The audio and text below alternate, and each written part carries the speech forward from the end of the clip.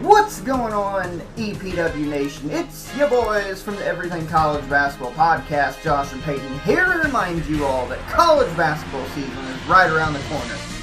Yes, we finally know it's right around the corner, and Peyton, there's only one place people should go for all the college basketball excitement. Well, Josh, the only place to find all college basketball hoops all the time is Everything College Basketball. Everything College Basketball can be listened to on several podcast hosting sites like Spotify, Google Podcasts, and Apple Podcasts. And we can also be found on our Facebook group at facebook.com/groups/Everything College Basketball. Yes, make sure you are joining the group with a couple other 100 people and growing by the day as we march into year number 3 of the Everything College Basketball networking system. Now, let's get back to Conrad and Everything Pro Wrestling.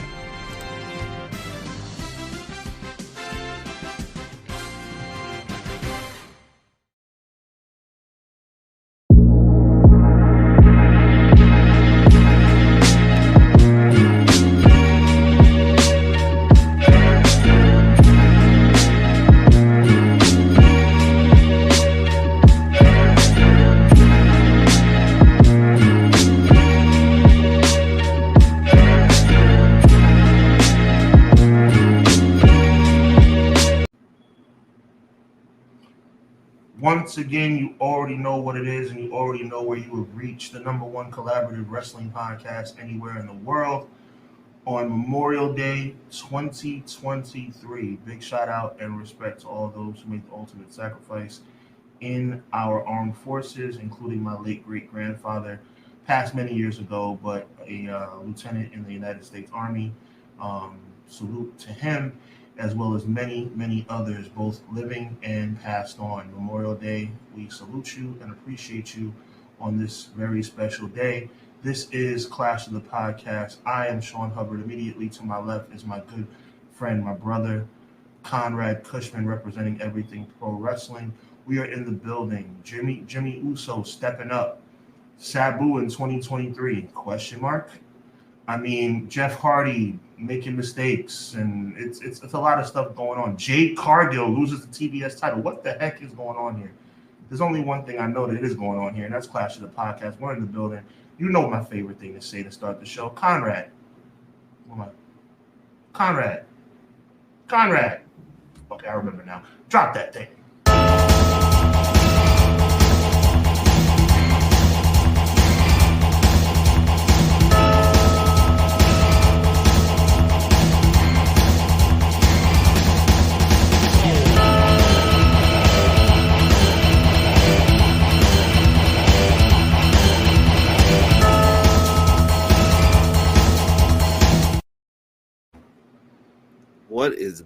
What is good, everybody? Happy Memorial Day. I'm glad you are rocking with us. Hopefully you're sharing this with your family. If someone's out there listening, come on over, type in Everything Pro Wrestling on YouTube, hit subscribe, type in Hubbard Wrestling Weekly on YouTube, hit subscribe. It's easy. It's the best thing that you can do if you want to get your wrestling talk in before Monday Night Raw tonight. Yes, sir. Lots and lots to talk about when it comes to all. We had a big wrestling weekend with just show after show after show. I finally caught up today with everything. Like, I just caught up probably a little before we started this. Yeah, same here, bro. Same here. It was a lot to do, especially when you mix in the holiday vibes as well.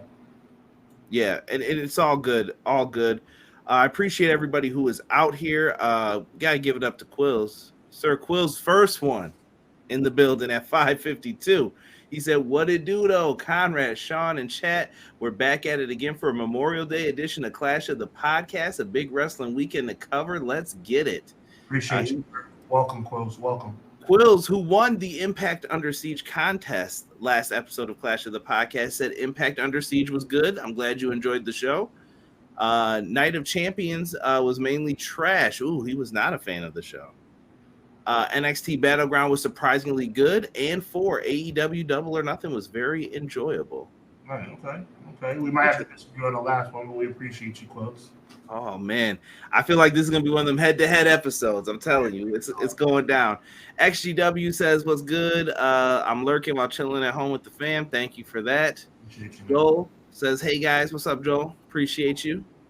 B-boy coming in, so that Jade rant. Yeah, I got one. I got one for that. Bruh. We'll get into it. Hold on. We'll get into this. There's a lot of goodness to get into. Anthony Slate in the house saying, "Hey." Dustin says, "What up, fellas? What's good, Dustin?" Dustin, hey. Ed Fry says, "Hey, gentlemen, what's good, Ed?" Ed, what's the good? Guy Will Gamble, what's good, fellas? They kept hiding Vince's passport, and we might be all right overseas. Terrible.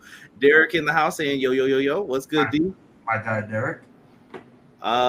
Joel said, "I didn't like Don that much. Thought Night of Champions was better." Okay. Interesting. Okay, Conrad dropping that Black Scorpion type beat. You know how it goes. McKinney in the house. Yo, I'm here to talk wrestling and give a shout out to my pops for paying the ultimate price in Vietnam. Here to say, stop pulling out your phone and live in the moment. Let's go. Salute. I like that, McKinney. I like that. I'll let you gotta introduce the next one, Sean. And Lazy for Sheezy. What up, though? He says, "Good evening, everyone. Can't wait for a spirited, lively debate. It's going to be a good one in here. Our local establishment. What you selling?" He says, "Good afternoon, fellas. What's going on? Thank you for joining us." Doug's in the house hitting us with that Scott Hall. Hey, yo. Oh, we're going to talk about Battlegrounds. Oh, hold on now. I ain't say we were talking Battlegrounds. I did not say that. I just watched the show, and I can be honest, I did not really watch the main event. I was in and out. Ironically, that's the only match I did watch. Maybe we could try to give a little bit objective. Can't wait for CJ's J defense. This dude knows what's up. Mason in the house. Hey, Conrad, Night of Champions was NXT and AEW were good. Very mixed reviews on these shows, I think, from a lot of people. This is going to be one of those ones where I think everyone's going to have a different point of view on a lot of this stuff. Hubbard, can't wait for your take on Jade. Derek says, "My guy, Hubbard." Oh, Derek, appreciate you, bro. NXT Battleground was a very great show. Great is a big word, Emily. Great is a big word. It was good. Just threw my phone across the room. Don't need it no more. Shout out to McKinney. There you go. Yes. My match for the NXT show. I watched that earlier, and I loved that match. It was. I hope Ilya's not hurt, but it was a crazy match. Ilya and Dijak is the one match. If I had to tell you on that Battleground show to go watch, that's the match to go watch. Sean, I'm gonna let you guide this thing, man. What do you want to talk about first, man? We got Crockett Cup here as well that we're gonna be talking about. Double or Nothing, Night of Champions. I think we're gonna go backwards. I think there's a lot of heavy stuff we want to talk about. Let's jump into Crockett Cup. Let's get this preview taken care of. Tell the people what they have to look forward to this weekend, and then we'll get into Night of Champions. Introducing NWA returns to the Carolinas for the Crockett Cup. It is going to be going down Saturday and Sunday, June 3rd and 4th. Yes, FanFest, 12 noon to 4 p.m., bell time 8 p.m. at the Winston-Salem Fairgrounds Annex Building in Winston-Salem, North Carolina. Come on and raise up. Take your shirt off. Twist it around your head. Spin it like a helicopter. Y'all better still be singing that, North Carolina. That was a banger. Shout out to Petey Pablo, wherever he is. And by the way, a real quick note. Shout out to the NWA, the originators of the modern day. I'm not going to speak out of turn and talk about something I don't know. But the originators of the modern day two-night event. They have made it popularized in the modern day, not WWE. Salute to NWA, the modernized innovators of two-day pay-per-views. NWA is putting on a card for you guys that is going to be pretty wild when you see what they have lined up for everything here. I thought it was just me. You're so right, man. Like, it's off the rails almost. It's going to be very different for what they're having. So if you guys aren't familiar, the Crockett Cup is a big tag team tournament, and it's going to be taking over these two nights. And the brackets, here it is right here for you. We've got a lot of good teams in this one. the card, I think it's going to be off the chain. You're going to get yourself some championship matches. You're going to get yourself some pre-show stuff. Lots of things happening here with the tag teams. You got some tag teams with some rich history, names behind them, some NWA lineage, to be fair. Yes, sir. Yes, sir. We're talking about Lex Luger and Sting, the Legion of Doom. Those are former winners of this tournament. Yes, it's a historic tournament. When you get the Crockett Cup, it's an amazing thing. Were the Briscoes? They won it one year, right? Briscoes won it as well. Yes, sir. Yeah. So this is a classic. I got night one up here for people who want to get into it. The NWA National Heavyweight Championship will be on the line as EC3, the champion, takes on Silas Mason, the Thrillbilly, Silas Mason.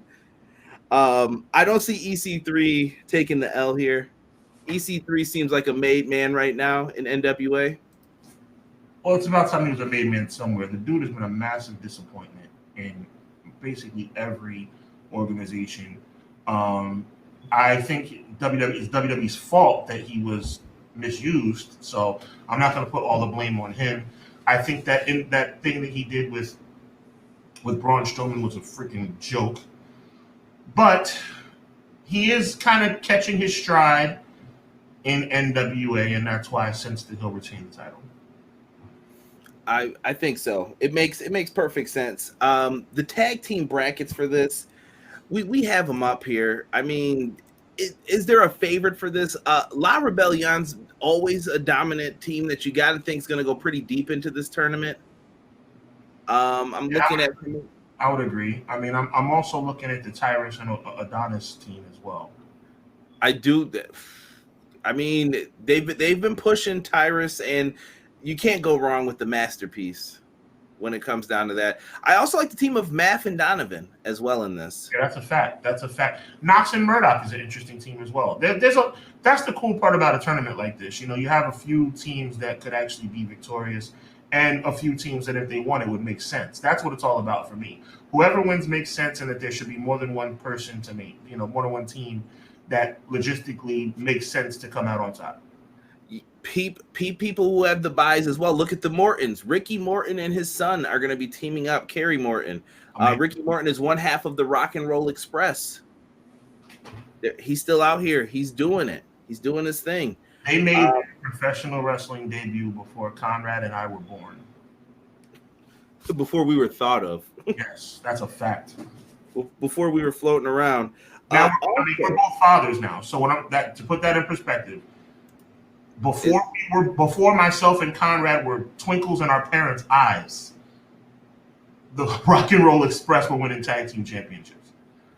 Tearing it up. I got to give a shout out to Mason once again. I see you, bro. I'll try to get Sean's thoughts on some Fight Forever. I see you talking about it in the chat. Noob and Co., thank you so much for being in here. I appreciate you popping in. Love Sonic, by the way. Big fan. Facts. Really good, man.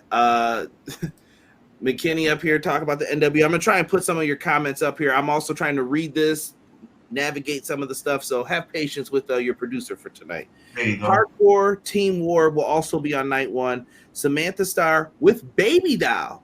Mm-hmm. That is also classic name. If you're old heads like us, you know who Baby Doll is. Mac Dream, baby, if you will. Baby Doll, I got your back tonight. That's right. Dusty Rhodes. You can't have a Ric Flair. She was me. She was the American Dream. Nothing better than Baby Doll with Tully, though. That was the. That seemed like a real match to me. Right. So La Rose is going to be in there. M95, which is Maddie Rinkowski and Misa Kate, and then Pretty Empowered as a team. That's Kenzie Page, Kylie Page, Ella Envy, and Roxy.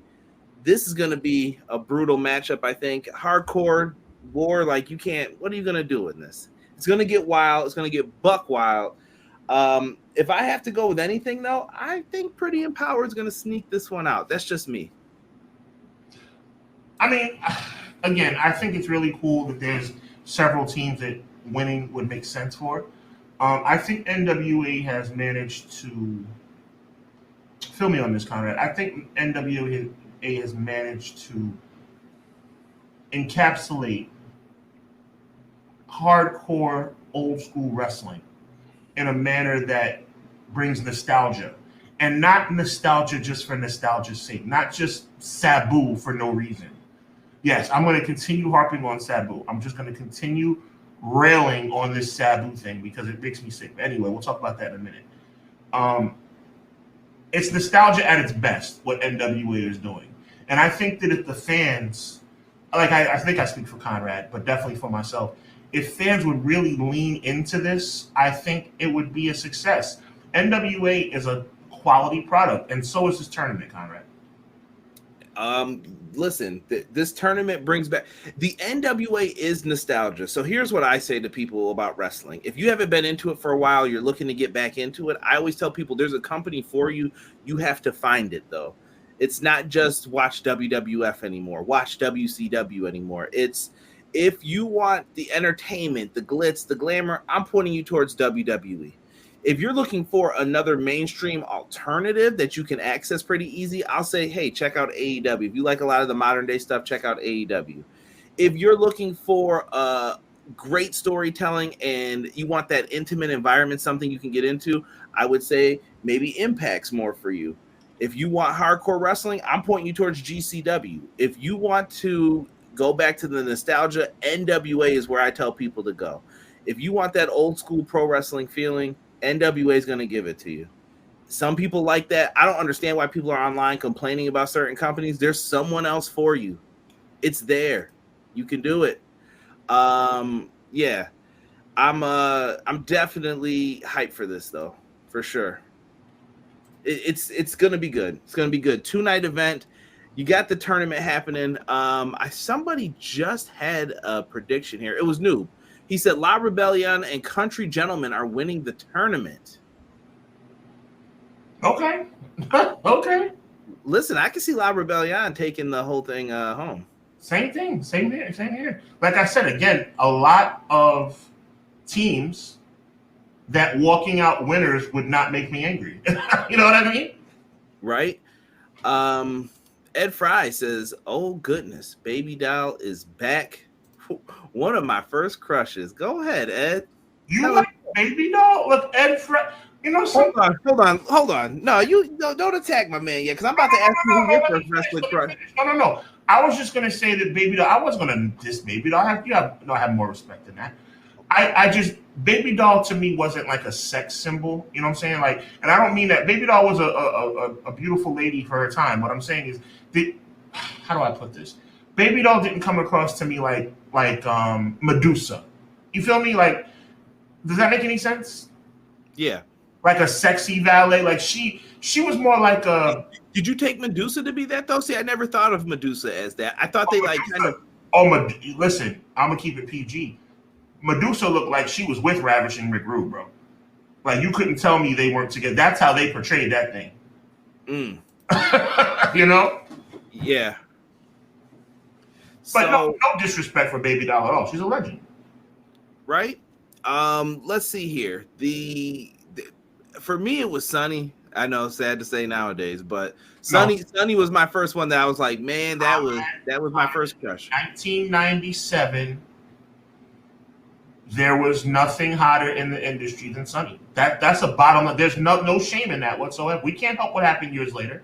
I know, but now we know Dark Side of the Ring's coming out. But back in the day, I went to Catholic school. I got in trouble one time for wearing a Sunny shirt to school. Wow. She had a little pool cue with the shirt buttoned up just a little bit. They're like, what kind of shirt is that? These kids, imagine kids today, they would have probably went crazy about that. I think you're right. Hey, that's just how it was, man. Doug says NWA is going to swerve everyone, bro. I feel like I wanted to read that in my Vince Russo voice, Doug. I'm sorry. Let's see here.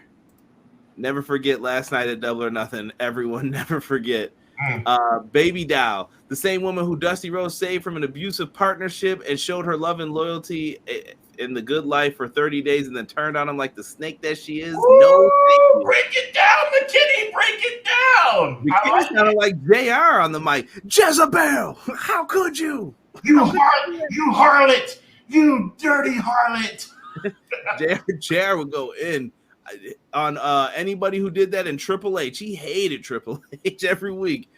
No. I mean, he would wish hell on Triple H. Burn in hell, you son of a... Every week. Every week, the show would go off hearing that Triple H music. Can't be cracking up. Ed says, if all pro wrestling does well, then every show gets better and better. I agree. Mm-hmm. Matt Lopez says, I'm picking the NWA Tag Champs to win.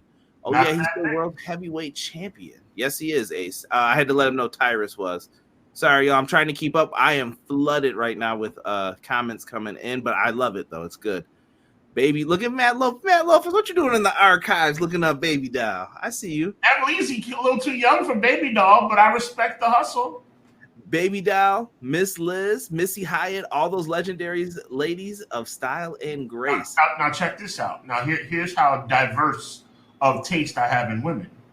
Now, Baby Doll, I had a lot of respect for. She didn't come across as a sex symbol. She seemed like a respectable lady, even though she was a heel, right? Miss Elizabeth, amazing in every conceivable way. Missy Hyatt, a little trashy for me. Even as a baby face, I didn't feel that way to the Nasty Boys. Yeah, a little trashy. I'm gonna keep it trashy because I can't think of another PG word. A little suspect, little loosey goosey for me. Little loosey goosey. I liked Missy until she became a heel. Then I was like, I can't believe her. I was so disappointed. Little loosey goosey. Guy Will Gamble, Sensational Sherry, yes. SummerSlam 92, man. Never forget that attire. Facts. My mind was blown as a kid. Sonny came in 96. Sable came in 96, 97. Yeah, but they were competing, though. Yeah, they were competing in 97 for number 1 spot, though. Oh, look at that love for me, Kimberly Page. You should watch the 40-Year-Old Virgin when he's doing the quick time scenes. Yes, sir. Kimberly Page was always good, though. I've been watching some old Nitros, man. Like, she was in really good shape when they were doing the Nitro Girl stuff. And I just noticed her in, like, all of the dance routines and the scenes for that. I'm like, man, these girls were all in, like, really good shape. This was, like, a cool concept for back then, to have them, like, do little dance routines in between the sets. Like, when you're waiting to set stuff up. Didn't make all mistakes. He made a lot of big ones. He did, but all of them weren't mistakes. No, he honestly, as much as he annoys me today with his take, he did change how wrestling is presented. Yes, sir. Let me see here. BJ, yo, how's it going, fellas? Running late, but glad I'm here with y'all. What up, BJ? Glad you are here, BJ. Pro Wrestling Shoot has joined us as well. Yo, what's good? Big shout out to Pro Wrestling Shoot, to BJM, to M. Leezy, to Guy, to Quills, to Sick, to McKinney. Yo, thank y'all for showing up at the Hubbard Wrestling Weekly stream the other day. I really appreciate it. Conrad, I know you were behind the scenes clicking away when you should have been focused on your anniversary. God bless you, bro. I want to thank everybody for coming out on Thursday. It was a really nice show. I appreciate you guys. By the way, I definitely was very full when I was messaging you in that chat, and I definitely had a steak that was so good. I couldn't even finish it, bro. And you know me. I can throw down. Yeah. This steak was so good. But me and my wife went somewhere. We had a gift card to a nice local restaurant here in Buffalo.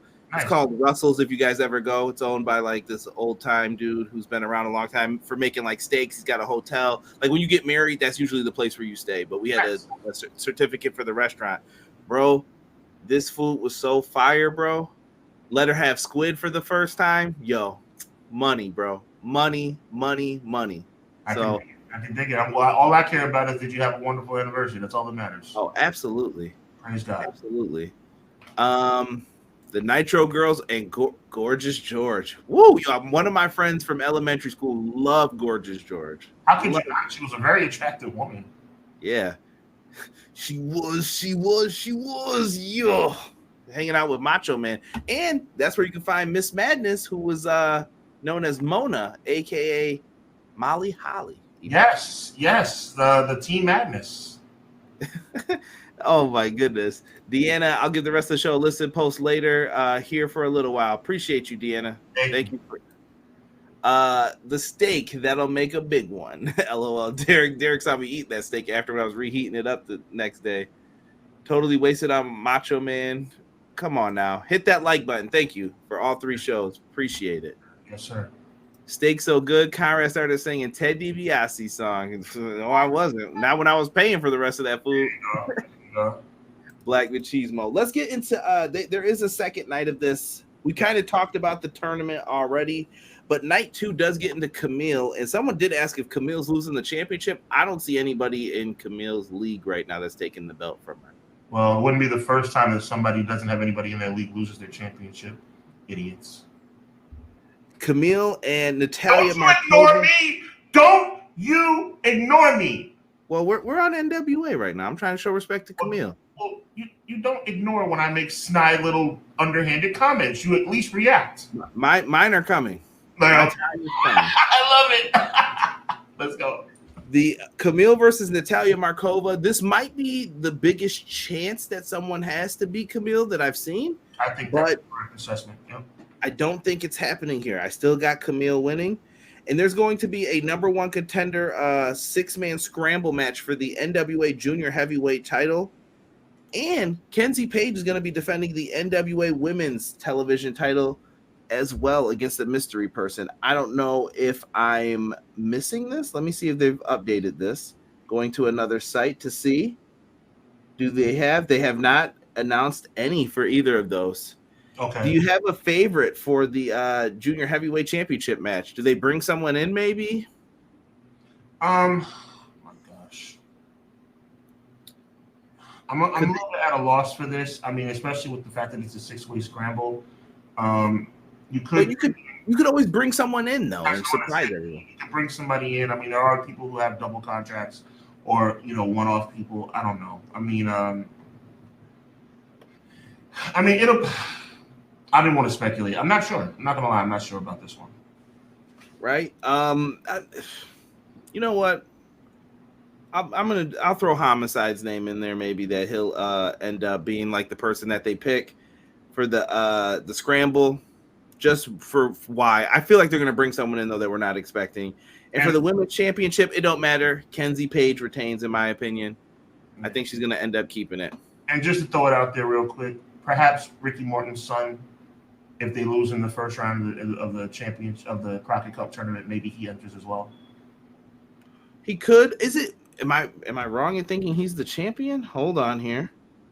I got to know who the NWA champions are right now because I am not caught up recently on my NWA. Oh, so he is. Yeah, he is the champion. My apologies. He's the champion. Right. So yeah. He'll be pulling double duty that weekend. Okay, so. Who knows? We'll see what's going to end up going down there. Actually, I just went to the Crockett Cup, and they're telling you to watch the pay-per-view live. And you know how you can do that?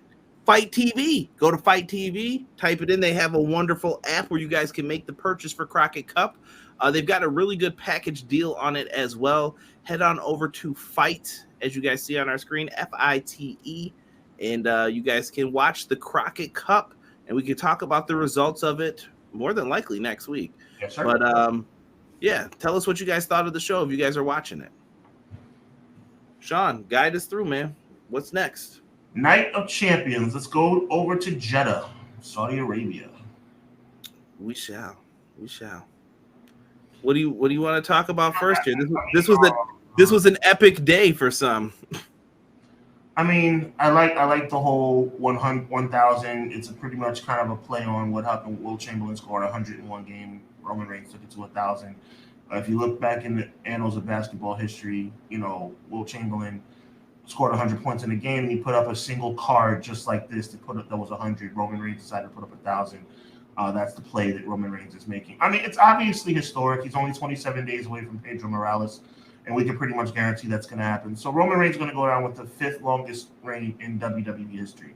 Does he catch Hulk Hogan? That's another 400-plus days. That would mean we're talking about SummerSlam of next year. I mean, that seems unlikely, but who knows, man. But, I mean, big ups and respect to the guys, over in WWE for this one thing, even though they suck in many other ways. Roman Reigns has been the guy. Keeping the title on him has made sense, and I have no problem with it. It is what it is. Yeah, I mean, sadly, those 2 titles were not defended at this show, but he did hit 1,000 days at this show. Right. Which is one of my gripes. I have gripes about this show, a lot, but we'll talk about them. We'll get into this. This weekend of wrestling, Conrad, is with many flaws.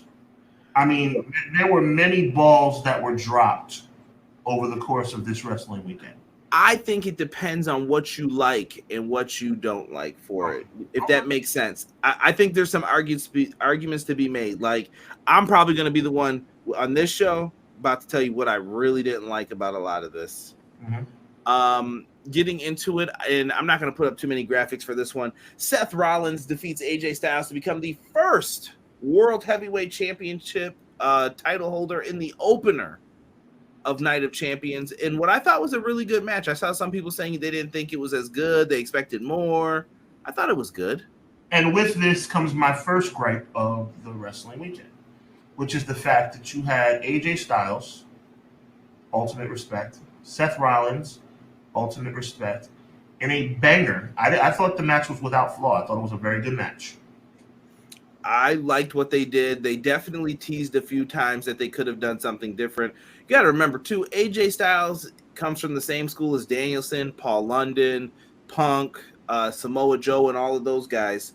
He's been around the block for a long time. AJ can't go up in there doing all the craziness he used to do in TNA, Ring of Honor. He's not, even New Japan. He's not that same AJ, but he can still deliver. He was landing everything. It looked like he came back from injury and had something to prove in this match. So right. I was really happy with AJ's performance here. Rollins has been great. I know you guys hear me every single week talk about like, I don't get it, and I still don't. But that is how you sound. Huh? That's exactly how you sound. Thank you. So my snide time is coming. Conrad is a good sport. Conrad makes fun of me. I make fun of him. Good sport. My time is coming. Don't worry. Oh my God! You really must got some heat on the way. Good Lord. I do. So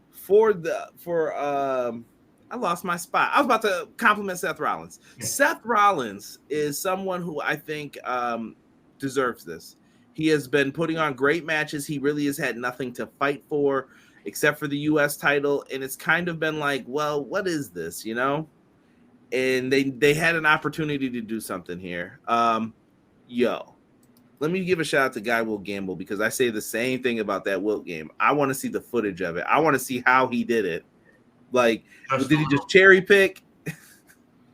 Just a little bit of context of what I was talking about with the Wilt Chamberlain 100 photo.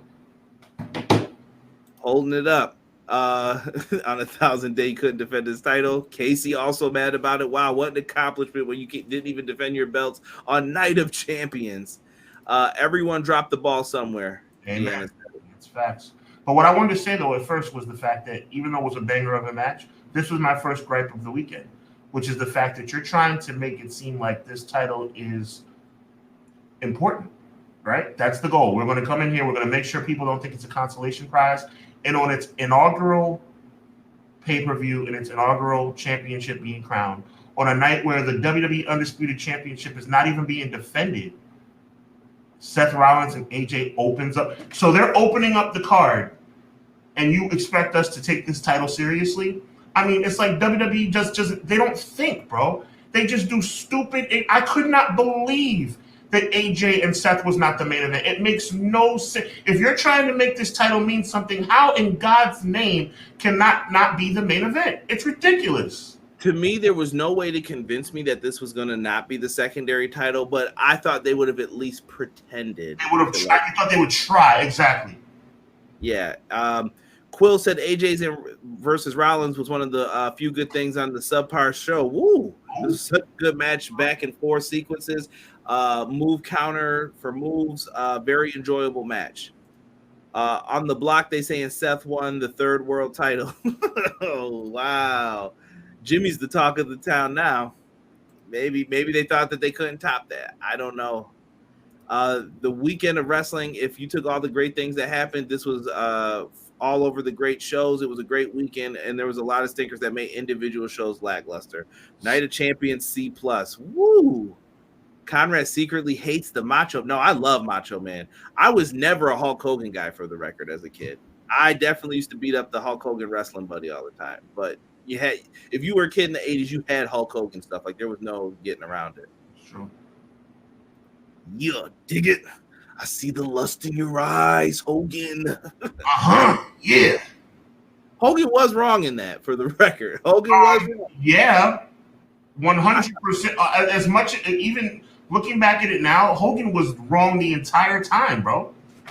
Hogan's always been the bad guy. We just never realized it until the NWO. It took a leg drop on Macho Man and Too Sweet and Hall and Nash for us to finally realize it. He was plotting on Elizabeth from the start. Freaking red and yellow backstabber. Right? Thank you, Doug. Appreciate it. Seth definitely deserves it. Conrad finally putting some respect on Seth Rollins' name. I told y'all I like Seth, though. I do. You complain a lot about Seth, bro. No. See, we're getting back into this. It's the character work. It sucks. It sucks. I don't care what anybody. We're going to get into a lot of differences. I'm going to ask you the same question I asked you before. Since when is sing-along a bad thing? It's not. Well, then what's your issue? What? Because let me say this. What's your issue? ... Because you have been making fun of this for months. How did we get there, Sean? But why are you dressing like this? You've been making fun of this for months. I've never said anything bad about that. I have said bad things about the character work. Okay. Why is he there? How did we get there? It makes no sense. If someone draws me the timeline, okay, Seth was doing this, and then this happened, and then they led into this is how he became that. Nope, that's not what happens anymore. Just, you're wrestling Omos. There we go. Oh, your character has changed. That's it. You're back to Riddick Moss. It's okay. I want progression. Let it make sense. I don't care if it's bad. And then you're like, you know what? We're going to fix this. That's what I want to hear versus duct tape. Bow. Wow, this duct tape looks really cool, man. And then that's what happens. They're like, keep it. It's good. We did it. I just want them to show care for some of the characters. And I think he's high enough on the card that he deserves that care. I'm not saying you're wrong. We can agree to disagree, but let me tell you my counterpoint to that. Let me ask you this, and I'm going to mime something right quick. Does this make any sense? Fandango and Seth Rollins are not on the same level. That is not the point, bro. That is not and I knew you were going to say that. That is not the point. The point is sometimes things that don't make sense work. Have you ever heard me say? The answer is no, by the way. Have you ever heard me say that I think that Seth Rollins' character makes sense? I never said it made sense. I said that it works. Okay. Let me tell you this. When they were doing that fandangoing, we were dancing in the crowd. We weren't doing this. You know why? Because I can move. I can dance. Right. I don't have a problem with that. I feel you on that. What should have been happening because he's dancing. This is because people can't dance. No, I feel you on that. I feel you on that. Yeah. So that's weak, in my opinion. So that's why I'm like, whatever. But I was happy Fandango got over, though. I thought he deserved it. And one of his first dancers came from the University of Buffalo. So shout out to her. Nice. People are trying to draw parallels between this and MJF not main eventing. Not the same. It's not the debut of the AEW World Title. This is the debut of this belt, and it's already a joke, basically. People are going in about Jimmy. He had lust in his eyes for Elizabeth. The character doesn't match the energy for Seth, Derek says. The issue is that his gimmick sucks. He just wears dumb outfits. That's the shtick. That's it. Some people don't like it. The character really doesn't make sense, though, for real. But it does sound like you hating Conrad. He puts on great matches. I just don't like the character work. I have a big issue with it. I understand where Conrad is coming from. I don't see it as hating. Listen, potato. We will all always argue and disagree over this. Seth's going to put on banger matches. I'm going to watch. That's where we are. Let's move along. CJ can definitely dance. Yo, chill, Casey. Bro came to a party straight from work at Kinko's. I came from school that day. All right, knock it off. Tapping that foot in his polo. I get mad when I go to parties like for work and stuff and people aren't dancing. I'm like, there's music on. There is a DJ here for you. Dance. Only person went out there and started dancing. Moving along quickly here to Becky Lynch and Trish Stratus. Yeah, it happened. I will say this, Trish, when she came down to the ring and she had her little music, it's time to rock and roll. Just memories of Trish. If I heard the old school, the TNA song, the little womp womp, memories, bro. Great memories of Trish Stratus. You never know what would happen during those old days. During that time, Trish was great. No complaints about it. Mom, close the door. Oh, wait a minute. Close your door. I'm going to bed. Yo, Tyler, you're terrible. I know. I love it. But Trish came out, though, rocking out. And then Becky Lynch came out with the Kill Bill suit on. I love it. I always think that's great. This match was really cool. Zoe Starks interferes and hits that like reverse GTS. I don't know what popped Becky's nose open, but that was another like great spot where she's bloody, she's mad, and Trish is just walking away smiling with her new friend. This feud continues on. I want to say that the blood was fake. I mean, it looked like she got her nose. Okay, so what? But at the end of the day, I think it's a happy accident as long as she's healthy, that is, because Trish was making a play on that broken nose during the promo on Raw. So it's ironic that it happened again. I have no problem with Zoe Stark. I have no problem with them trying to make a new star out of this situation. It's very similar to what, what happened back in the day with Trish having, Tyson Tomko. It's a different ballgame, but, it was kind of by way of Christian. But I have no problem with them trying to make a new star. You have a little bit of sizzle to the steak of, Starks being a athlete with no real storyline. Now all of a sudden she has one, so we can see where that goes. I think Trish did a great job. I think Becky Lynch did a great job. A little bit of a clunky ending, but it made sense to me. Right. It was just all that flipping. It was weird. You know what I mean? Someone came from under the ring, flipped someone over, and knocked them in the face. All of a sudden, you get up blood. It was a happy accident because Becky flamed Trish, I thought, in the promo last week. That was one of the better parts of Raw, was her promo, and she kind of said, like, man, I remember when you were down barking like a dog. I'm glad I didn't have to follow your path to get here. I was like, woo, eat. Yeah, they were bringing it. Were bringing it. But I always remember Trish did crawl, though, so Becky could walk. There's a lot to this, and I like that. And I think there's going to be a big rematch coming up at one of the bigger shows here. Maybe a SummerSlam, I could see it. I mean, I would like to see that. I would like to see there be a big playoff. I want SummerSlam to reclaim its glory as the second biggest pay-per-view of the year. And I think a Becky Lynch versus Trish, even in a steel cage, would be a great addition. Right? We had an Intercontinental Championship match, Gunther versus Mustafa Ali. Listen, I'm a big Mustafa Ali fan. I'm glad that he's getting a chance with this like positive Ali gimmick. They're trying to do something with him, but we all knew the result for this one, right? The honky tonk man better be shaking in his boots. He better be shaking, rattling, and rolling, because I think Gunther's coming for that record. But I don't think Gunther losing this championship. Yeah, 14 months is a long time, but I'll tell you one thing. Gunther is worthy of it. And I'll tell you one thing. You can't have anything but respect for Mustafa Ali. He put on a tremendous show. And he did his home country. I don't know if it's his home country technically, but he put on in front of his I guess you could say his extended family a tremendous job, and now we can sit up here and we can look forward to what Gunther's going to do in the future. And I hope Mustafa Ali doesn't just fall by the wayside again. The same way I hope that Zelina Vega doesn't fall by the wayside after Puerto Rico. Ace, one of the great mods in the chat, put the date. September 7th is when he has to make it until. And you know what? I think that's very, very possible. I'll make another bold prediction. You ready for an early one right now?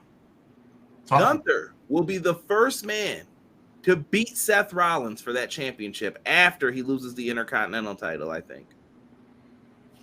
I just hate the idea that somebody has to lose a title before they win another one. I hate it, man. I can't stand it. It's like you can still do title for title, and you can still have a tournament for the lesser title after the person who wins the heavyweight title gives it up. I don't understand this. Well, this comes from, so this is like EFED booking and stuff right now, because I used to get into argument with some of my friends about this. They who know who they are know who they are if they're watching this. There are two rules of thoughts. Does somebody have to give up one of their titles if they become a double champion? I'm against that. I think you should keep both and then lose it the right way, versus like having a turn. Like then you're like, oh, I'm better than this. You know what I mean? That's how I always feel it comes off. I have no problem with the Seth Rollins thing, United States and WWE. I also have no problem with the Ultimate Warrior, and that is rare. God rest his soul. God rest his soul as a human being, but as a character, we all know I wasn't a big fan. But I had no problem. Well, let me clarify because I'm not going to get too deep into it. I had a big problem. Clarify. That was good. I have a big problem with him beating Hogan because Hogan, before I knew what Hogan was as a human being, I was a big fan. But once he did beat Hogan, it made sense him giving up the IC belt. You cannot have him lose. Now Gunther is that guy now. You can have Gunther be the undefeated Intercontinental Champion, challenge Seth Rollins, win the title, and give up the Intercontinental belt. I have no problem with that at all. I have no problem with that. The same way I have no problem with Jade Cargill. Okay, I'm going to stop. Hold on here. I'm ready to roll, man. I am ready to roll. I see a lot.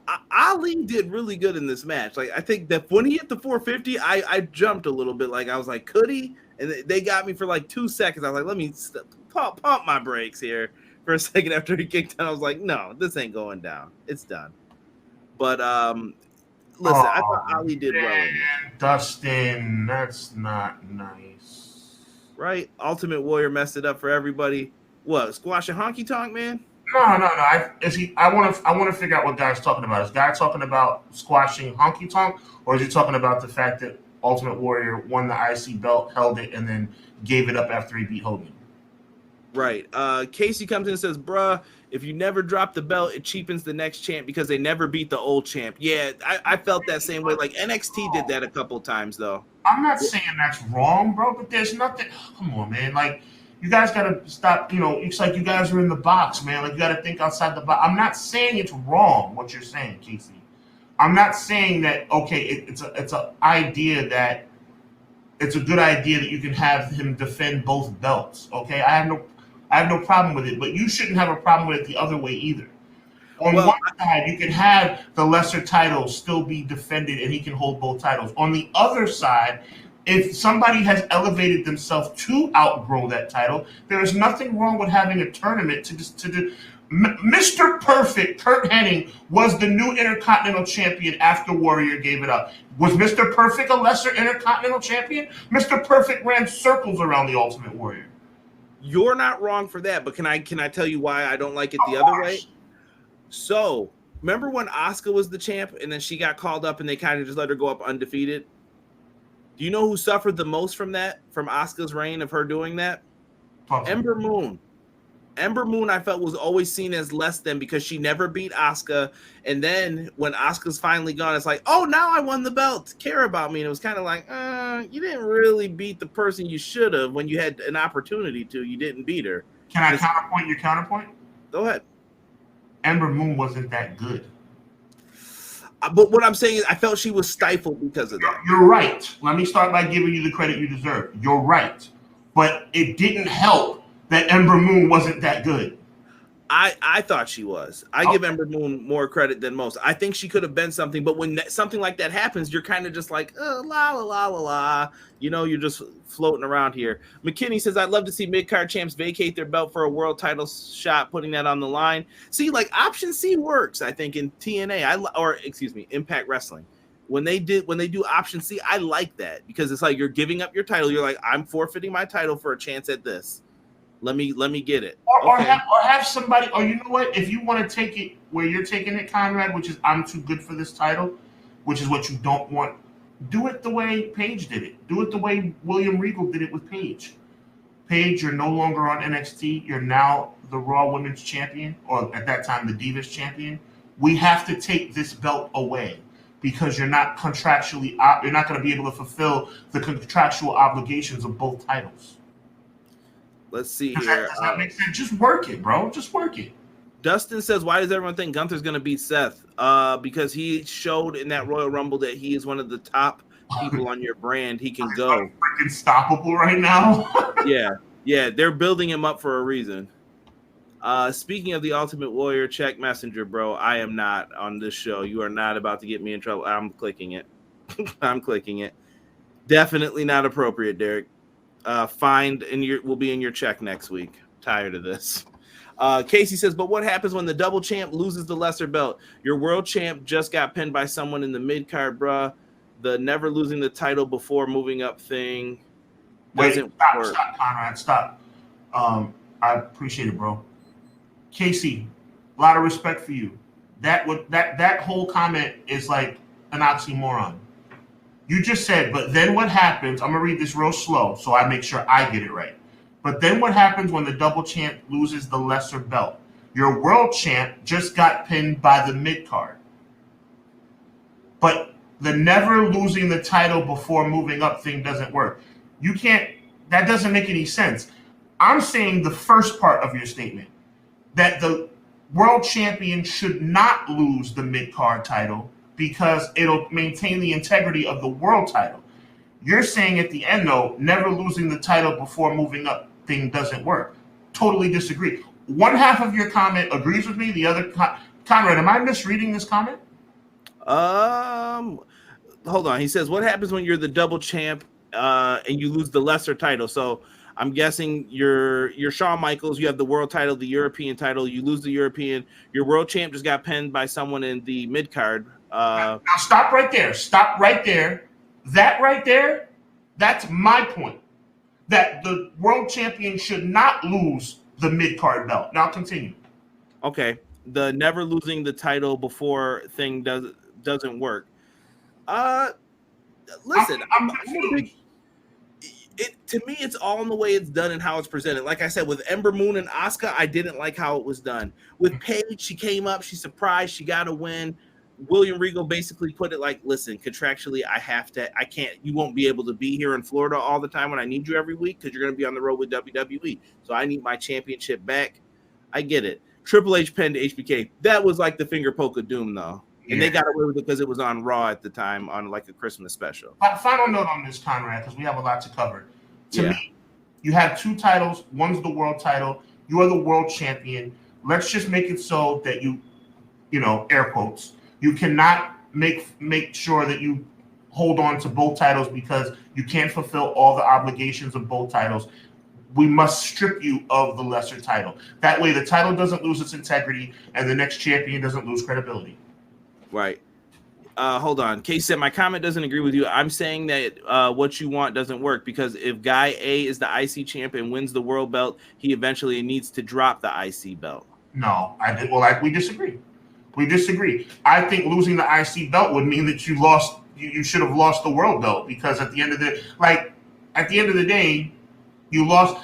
I didn't like, just to give it some perspective. I hated the fact that Seth Rollins lost the United States title to John Cena and then successfully retained the world title against Sting. That was so stupid. That made no sense to me. None. So when he does, your world champ just lost to the mid-card champ. It's a wrestling philosophy thing, too. I guess it is what it is. It's like jumping off the top rope. Bill Watts don't agree with it, and I wouldn't agree with Bill Watts. I'm like, that's dumb, Bill Watts. Absolutely. We're going to have concrete on the floor so it's real. Like, that's dumb, too, Bill Watts. Right. Show some protection for people. Asuka was able to win the Raw Women's Championship from Bianca Belair. I thought they did a little crafty way of getting around it, though, with the whole, she kept trying to miss her, but Bianca knew it was coming. So then she just said, okay, puts her hands in her mouth and spits on her hands, gets the mist on her finger. So then when Bianca goes for a finisher, rubs it in her eyes anyway, gets caught, boom, kick, done, 1, 2, 3. Asuka wins the Raw Women's Championship. It seems like they were waiting for the moment to get the belt back on the Raw, because how long were you going to continue with both of your champions on SmackDown? or excuse me, it was opposite, right? Rhea Ripley was on. Rhea Ripley's still on Raw with the SmackDown belt. Oh, I forget. None of this matters, by the way.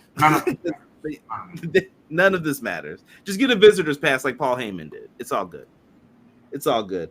That was fine. Rhea Ripley dominated Natalya. I swear to you, somebody said, Blinky, you missed it. I got up to get a drink, I think, and I came back and I just heard Rhea Ripley's music. And I was like, yo, what was that? Exactly. What happened? I was getting ready for a birthday party. And I was like, what is going on? Well, Rhea's just being set up to be just this dominant, this dominant champion that's going to run through probably Becky Lynch or maybe even Charlotte Flair when the time is right. Well, she already beat Charlotte Flair, but Becky Lynch specifically. Let's see here. Going into Cody and Brock. That was the next matchup. God help me. Bro, I did not like this story of Cody has a broken arm. He goes in. It's him versus Brock. Brock would not struggle this much if your arm was broken with a Kimura locked in and he's a UFC fighter.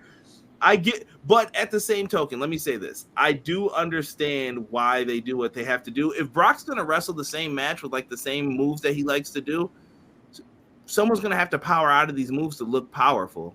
Yeah. You get what I'm saying? So you're in a double-edged sword here with that, with Cody getting to the ropes and everything. But Cody got dominated. F5, 1, 2, 3. Lesnar beats him. Lesnar needed a win, period. He's been kind of starving for a win. He beat Omos, but I'm saying he needed a big person to beat again. You know, a lot of these payoff matches, I mean, I'm thinking trilogy for these two guys. I'm thinking, you know, whatever. It seems like they're trying to set Money in the Bank up to be a huge pay-per-view. Yeah, well, it's in London. That's what I'm saying Money in the Bank as compared to like SummerSlam. Yeah, no, I think Money in the Bank, to me, if you ask me, like, remember how King of the Ring was like the other big five? I think Money in the Bank's that new King of the Ring. Gotcha. To me, at least. Noob coming down. I got to read Noob because he's a big Asuka fan. Crafty strategy by Asuka because I get really tired of the Asuka. I hate using this term. Asuka marks complaining about Asuka deserves better or justice for Asuka. I am one of those people, though, that I think Asuka could be presented way better than she is. Asuka, I think she's valuable, and they see value in her, but she's not put at a level where I think she's treated well enough. I think you're 100% right. And I will stand by that. But Asuka being the champ, I'm happy for her. I wish they would have did it the first time, but neither here nor there. And for the record, I'm a huge Bianca fan. Everybody knows that. I have zero problem with Asuka winning. As long as it makes sense, I'm fine. Bro, we've never said anything about Bianca like not keeping the title or losing it to someone. That's never been our issue. The issue's been the disrespectful language used about Bianca, where it's like, all right, bro, what's your issue here? Exactly. And, you know, there's some people I could call out, not in this chat, but there's some people on TikTok. I'll put it like that. There's some people on TikTok that need to shut their mouths and have some respect. Right. Matt Lopez says one of Brock's better matches. Bianca Belair and Asuka are both phenomenal, Quill says. Above average. The finish was disgraceful, but I understand Bianca losing the title due to losing momentum, and congrats to Asuka, but not this way. I love the comment. I love the comment, Quills. I'll say it's a good thing only because Bianca doesn't lose credibility because she didn't lose clean. Yeah, they're trying to keep it right. The more I hear the review, the more I want to take away my C+ and start deducting points. I hear you, sir. Derek says, but I promise you, if Charlotte comes back and beats Rhea again, I will flip stuff. Me too, brother. I think they're gonna have Charlotte and Bianca have a match coming up. I don't know how they're gonna get to it, but they'll find a way. Charlotte's gonna come back and beat whoever she wants for the title. It's getting ridiculous at this point. Asuka was long overdue for a championship run, and I wonder where Bianca goes from here. Like I said, I still think they have options with Bianca and others. Let's get into the Roman Reigns thing again. Roman Reigns, champ. Tag titles on the line. Sami Zayn, Kevin Owens versus defending against Roman and Solo. They had a match. Yada yada yada. The Usos come out and interfere. I missed part of this because as I was walking into the birthday party, this is what was going down. Like, it was at the finish, and I had to like start registering for the party we were at and what we had to do. And I was like, dang it, I missed all this. And my wife actually messaged me and said, oh my goodness, the ending of this tag match, and just was laughing and stuff. So what did you think of it, Sean? Listen, I've been disappointed with this since WrestleMania, but people are still feeling this. It had 10 million views, I think, on YouTube after.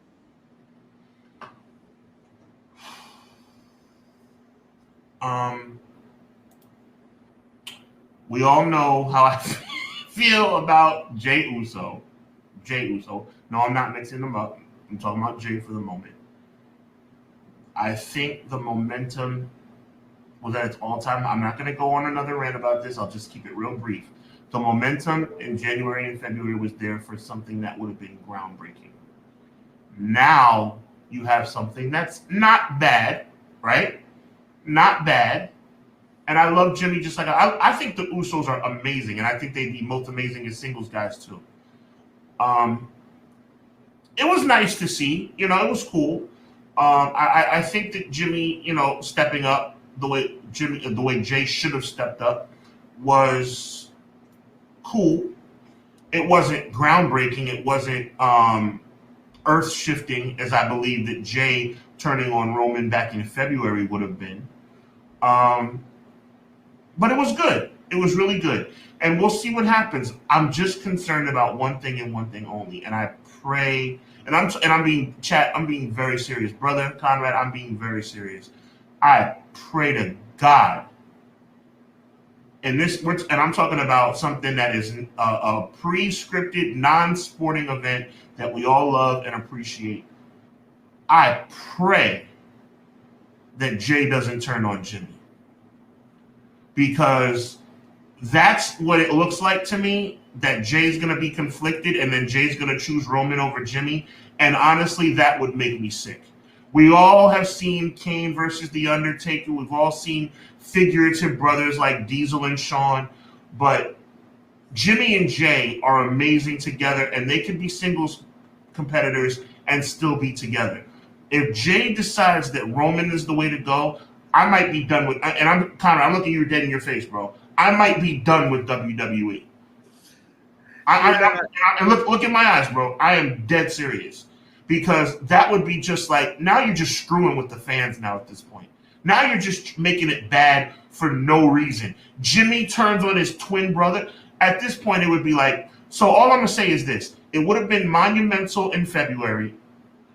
It was good on Saturday. I just hope they just continue on this track of it being good, because if Jay turns on Jimmy, bro, look at me. I'm done. And I have a different theory. I'm talking about I will end my subscription, and I will not watch WWE programming anymore. Clash of the Podcast Impact Wrestling is here, folks. Because at that point, and correct me if I'm wrong, chat, tell me if you feel me or not.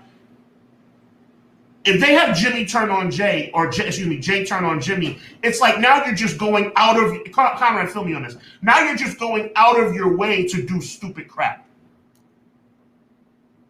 They may have dropped the ball, Conrad. They may have dropped the ball in February when they had a freaking layup with Jey Uso. But if you have Jey Uso turn on Jimmy, now you're just actively going out of your way to do stupid stuff. So that's where I'm at with it. I have a different. Tell me I'm overreacting. Yes. Okay. Yes, you're overreacting. Okay. I don't think this is going to go down that way. Because listen, at the end of the day, let's use our WWE prowess that we have here. We've been watching this for a long time. WWE can waste some time to waste some time. And I think that's what we're doing right now. We're on a story where they waste some time. I personally think that what's going to happen is the Usos are going to look like, yo, we're out. We're leaving you. And I think Cody's going to end up getting a title shot between now and before the Rumble. Oh, right. Okay. Cody's going to be in it. And you're going to be like, oh, Cody could do it. Even if he wins Money in the Bank and cashes it in, Cody's going to do it. Cody's going to do it. Uso Super Kick. And I'm like, this is all a waste of time. You're going to go back. I get it, storytelling, and people are going to say, yeah. But you're telling a story in all of this. It still could be viewed as you're wasting time when it comes to this. And that's what they're going to end up doing. That's how I view it. I think the Usos are going to end up back with Roman, and you think he's losing power, and then he's more powerful than ever. Got you. That's how I think it's going to go down. Well, I'll say this in response to that, okay? And Conrad knows me on a personal level. Chat, you guys are getting to know me. You guys can tell I'm dead serious right now. This is not any kind of promo. This is not me being funny. I'm being dead serious. Because even though we all know that this is predetermined and scripted, they still should be trying to put out a good product. Am I right or am I wrong? No, absolutely. So for me, if you have Jimmy and Jay realign themselves with Roman Reigns, I'll back off of my I'll never watch WWE again. Proclamation. That would suck. I mean, don't get me wrong, that would suck. But if Jay turns on Jimmy, that's just next level. You're trying to screw up the product and make everyone angry. Does that make any sense to you, bro? No, but this is WWE in 2023. It's different, man. I don't know. Conrad, I'm not yelling at you because it's you. I'm yelling at you because this is you're being my therapist right now. That makes no sense, bro. I know. Turning on Jimmy makes no freaking sense. I don't think they'll do that. Chat, I don't ask you to do this often. I need you to give me a yes or a no about whether I'm right or if I'm wrong. If you think I'm right, say yes. If you think I'm wrong, say no. Jay turning on Jimmy is stupid. AF. You know what AF stands for, and I don't cuss. Jay turning on Jimmy is stupid AF. Am I right or am I wrong? I'm done. Because I'm serious, bro. It's like now they're just going out of their way. We don't know what's going to happen. I'm speculating because I know that Jay is quote-unquote torn right now about what's going on. So there is a possibility he turns on his bro. I'm going to leave it alone, bro. I'm going to leave it alone. So I don't know. I'm going to go to, listen, if I haven't shown your comment, I know like I put up Quills and a bunch of other people's stuff. Hold on. I'm going to go start with Derek and then I'll go down. I like to turn for Jimmy. I say this because Jay was the one who saw how Roman was and then became brainwashed by Jimmy, but then Jimmy saw what was real.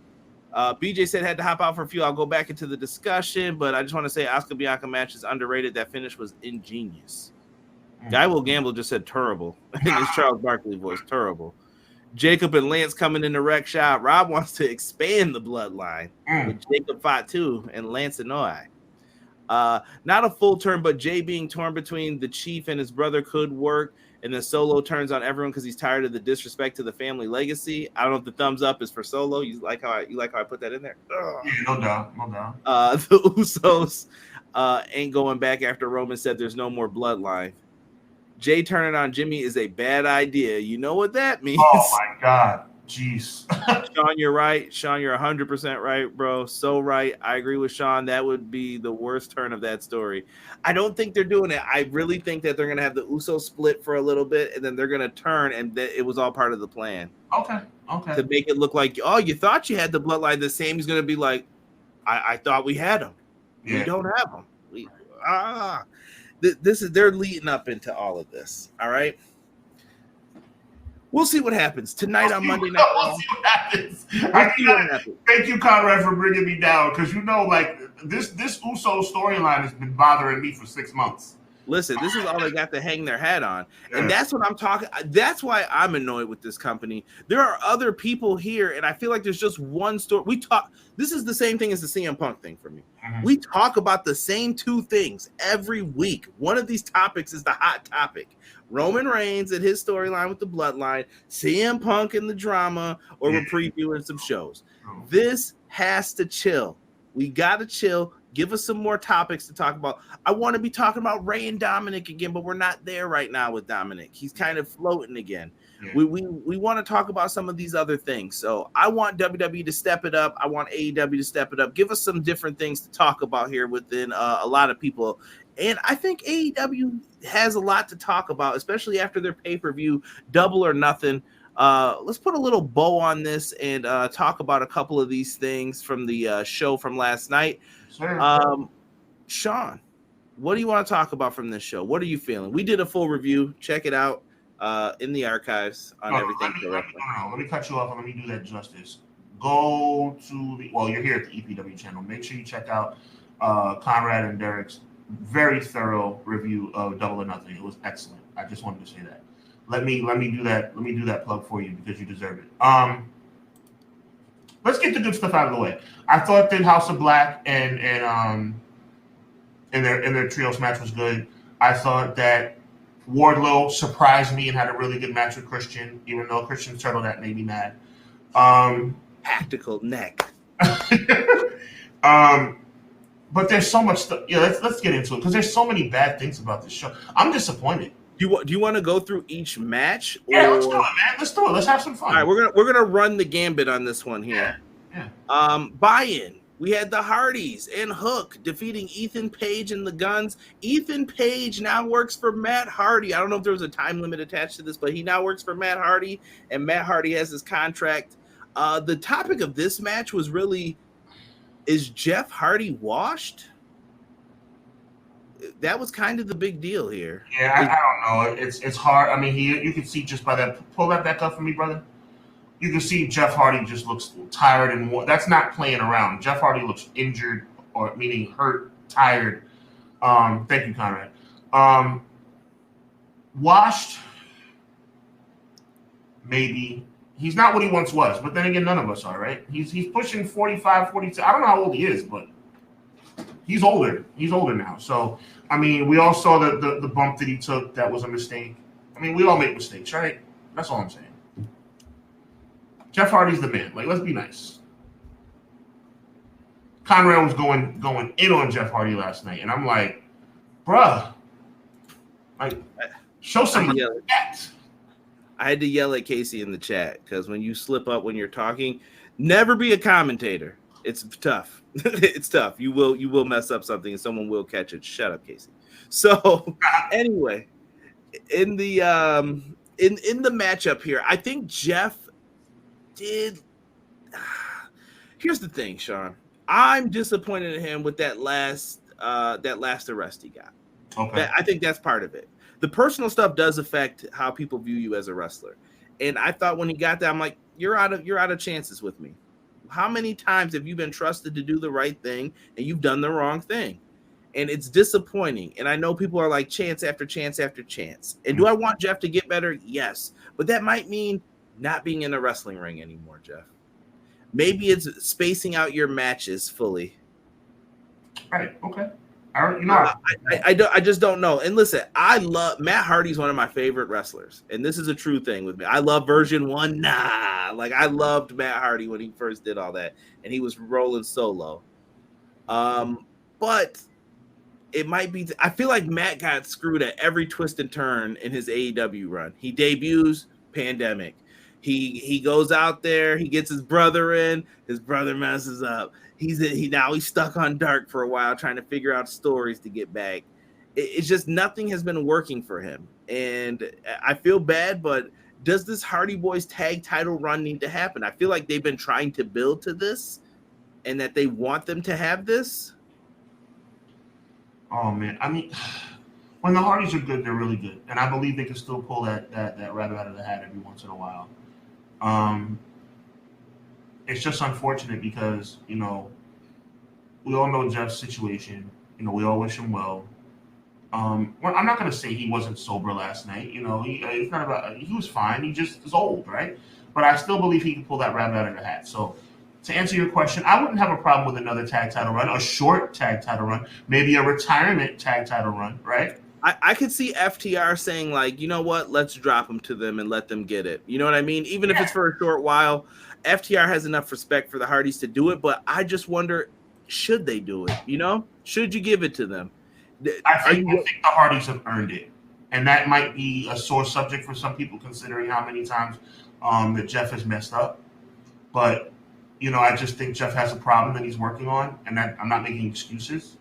But I just think that he's not one of these egregious, out of whack people that just doesn't deserve opportunity to go out in a good way. I think you could let the light shine on him one more time and let him go out on top. Well, on top meaning like as a world tag team champion and lose the title back and walk away. Casey is not a fan of Jeff Hardy, as we can see here. Like I said, I always preferred Matt. Matt Lopez reminded me of my botchamania. Thank you. Casey, thank you for correcting the incorrect language I used before. He's only good at jumping off of high things. Matt's always been the better wrestler. Jeff cannot wrestle. They don't deserve those belts. I'm a huge fan of Matt, so you're not going to get the argument with me out of that. I think what Casey's saying all is Jeff can do is jump off of high things. That's Jeff is solid. He's not as technically sound as Matt, no question about that, but he's solid. I don't mind Jeff, but I always thought Matt was the more talented of the two, if you ask me. But that could be my bias that I'm more of a Matt Hardy fan. Always have been. Like when he got the European title run when he was in the Hardy Boys, I was happy for that even. Like, true.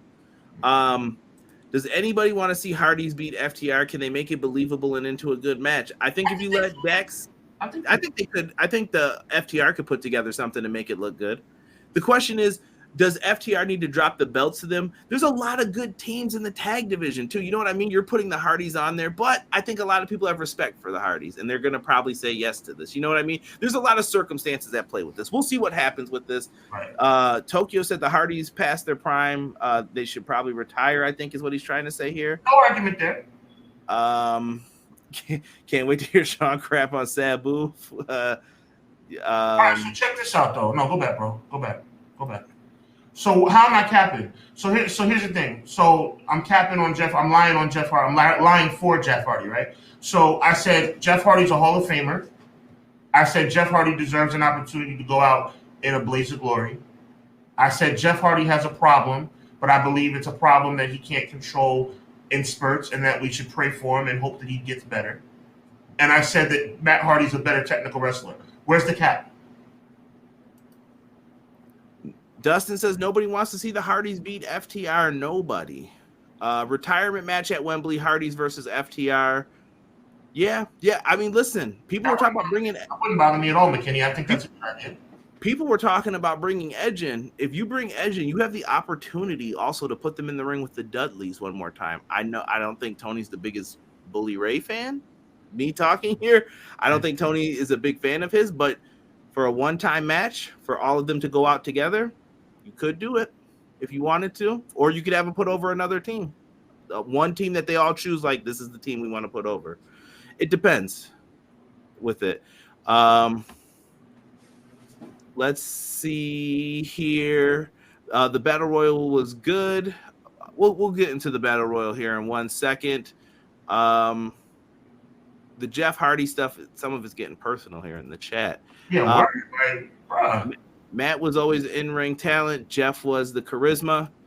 I always thought Jeff was a more spectacular wrestler. If he's not doing those crazy spots, I don't know what else he's got at this point. I mean, I think that was Casey's point, though, saying he never had anything else but those spots. Yeah, I don't think he never had anything else, but I don't think it's facts that he never had anything else. But Guy, I feel you. That was what he's known for, and there's no argument. He's a daredevil. Like Mick Foley was known to be a daredevil too. Shane McMahon, yeah. Some people, that's what they're. Oh, come on, bro. Like he's a Hall of Fame. He's a Hall of Famer, right? So let's just leave it at that. Like it's whatever, bro. Like I do stand upon though that Jeff should have done more. Not to cut you, bro, but all of a sudden, Jeff Hardy sucks. How do we get to Jeff Hardy sucks? I mean Bruh, like, I mean, have some respect. Jeff Hardy sucks. Jeff Hardy's that's ridiculous. He's done. Listen, a lot of his things come from doing crazy things. I mean, if you're asking like crazy Jeff Hardy matches that were good, he's had some. I think he's had a couple good matches. Have you ever heard me say that I think that Jeff Hardy is a technical genius in the ring? the technical wizard, Kevin Nash and Jeff Hardy. I just want to make sure. Okay, but is Jeff Hardy a Hall of Famer? Yes. I mean, but see, Guy Will Gamble said the Jeff Hardy slander is a bit wild, but I understand some people, though. If they're affected by... And you know, I got mad love for you, bro. How the heck can you agree with Jeff Hardy sucks? Like, Jeff Hardy sucks? That's a strong statement, bro. Jeff Hardy is trash, is essentially what's being said right now. Jeff Hardy is trash? 20 years in the business? 20 endless. I don't care if he's jumping off of cages or not. He put his career, his life on the line for us for 20 years. And Jeff Hardy, because he's not Bret the Hitman Hart, he sucks. Well, I think some people are. I think it's being pissed at his. Wait, I'm just saying though. Some people are pissed at his actions though. The actions that he's done have pissed off a lot of people. Even veterans of wrestling, I heard talk about it. They're like, "Yo, Jeff Hardy is. He let me down." He's gotten a lot of chances that, you know what, you, me, if we made these same mistakes, we wouldn't get them. Money can buy you opportunities. I'll say that he didn't have to serve any jail time, Yo, anything. Casey, show some respect, my G. Show some respect. You're not gonna cuss at me on my show, bro. Show some respect. We can agree to disagree. Don't cuss at me on my show. Straight up. We can agree to disagree. You say Jeff Hardy sucks. I'm sure you're in the minority with that comment. Okay, but you're not gonna cuss at me on my show. Show some respect. Straight up. Let's see here. Nikki Bella over Brie Bella is the better wrestler. That was random. Let's move on because agree to disagree. People like Jeff, some don't. That's fine. We'll see what they're gonna do with the Hardy Boys here. Swerve and Orange Cassidy, final two in that battle royal. I like the battle. I thought the battle royal finish was clever. I thought it was really good. You had Penta, Big Bill, Swerve, and Orange Cassidy doing their thing here. Yeah, I mean, it was good. I mean, I like the international champion very much. You know that. Nah, dude, Orange was really good here. I thought that he did it. Facts.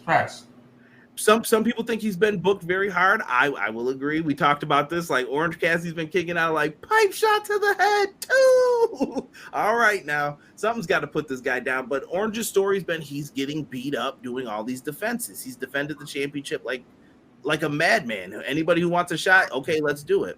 It's like they're really building this kid up. Like I say, kid respectfully, they're building this man up. Like for real. People are saying now I want Orange versus Swerve. Remember, battle royals usually serve the purpose, if you're following like a Pat Patterson type of philosophy, to tell stories within. They told the story with Swerve and Keith Lee. You also told the story of Big Bill being a monster, someone that you need to be on the lookout for. They put the Lucha Bros in there, always a threat to add some spice into these things. You had the storyline with, did I mention Jay White in them already? Jay White, Bullet Club Gold, and Ricky Starks. Stories were being told within there. Even with like the Butcher and Blade in their feud and stuff, they had people in there kind of just beefing over everything. I thought what they were going to do. Yeah, I thought this was good. I thought it was well done. Good for Orange Cassidy. Gets the dub. I don't think we're getting Orange and Swerve in the long run. I wouldn't hate it though. Yeah, someone said y'all think Orange Cassidy's trash too or not. I like Orange. I can see why some people don't like it. I see what Gamble did there. Gamble was being funny. Yeah, but I like that. Listen, but it's a stylistic philosophy choice though. If you don't like the funny haha in wrestling, you're not going to play the Orange Cassidy stuff. You're going to be like, you're making me look bad, bro, doing this. Like I would drop you if you were doing these kicks to me. And people have to play along with it because if you don't, then his gimmick doesn't work. It's weird, you know? No. It's a double-edged sword with it. I like it personally. I would be able to work with that, I think. Let's see. We're jumping through. Derek said great ending for that one. Boom, boom, boom. Quills. Orange Cassidy and Swerve Strickland title match needs to happen now. I wouldn't be surprised if Swerve pulls his usual heel tactics to snake the belt away. I don't know. I don't see them doing that just yet with them. Orange and Swerve are the Rock and Austin of AEW for the world title. Dustin. I like the energy. That's a big statement. OC in his post interview said he was setting up for was up for more challenges, but now sounding like begrudgingly about them. The Battle Royal was okay. The ending with OC and Swerve was the best part of this, but I agree there were a lot of stories being told in the ring. Orange Cassidy is WCW Goldberg in 98. Who's bringing the stun gun? Gonna need something last week, Lizzie. I remember that. Here is my most disappointing match of the night. Chris Jericho and Adam Cole. I did not like this match. Hindsight being 2020, knowing the match we're getting on Wednesday, I think that would have been a better choice for this show if you would have did Jericho. Exactly, bro. Exactly. But because you were too gimmick matched out in this with it, and you had two matches that were like unsanctioned. Mm-hmm. Yeah, and it just didn't help that you did what you did in this one. And then Cole winning the match by just hammer fisting Jericho and the ref stopped it. I didn't like it. I did not like it. It didn't make sense to me at all what they ended up doing here. Yeah, I don't know. I don't know what was up with that. I got nothing. I'm deterring to you. Look, you have two of the greatest, one of the greatest in the world today, another that's one of the greatest of all time. In a personal issue, right? All matches that have personal issues have a little bit more fire to them. As McKinney puts up a fire emoji. To a trash can. No. I know. I'm just putting a positive spin on that. But terrible ending, without question. A knockout win on punches to the face by Adam Cole when they could have ended it with the Boom or could have ended it with the Panama City Sunrise. That's just a poor decision. That's all. Matt Lopez brings up something interesting here that I know some people you can use. The crowd was not the excuse for this match. It was definitely how it was set up. But the crowd, I thought, was not into it as much. Not at all. Not at all. It didn't feel like a traditional AEW crowd. But I don't understand how people aren't buying tickets to AEW now. Like, what has turned people away from AEW? It's not new anymore, which is when the real work begins. You know what I'm saying? When something is new, everybody wants it. You know what I'm saying? XFL blew the doors off of their ratings back in, I'm talking about the old XFL. In 2001, if you guys look it up or watch the documentary on ESPN, XFL blew the doors off the ratings the first week. Everybody in the world watched. It was a massive success for 1 week. Now, we're talking about a much broader scale. AEW has been good for about 3 years. But now it's like, now this is where the hard work begins. Chat, feel me or not, let me know. You have to dig in now. When they know who you are, when we know that we've been watching you on Wednesday nights for the past 3 or 4 years, now you have to give us something that makes us continue to watch.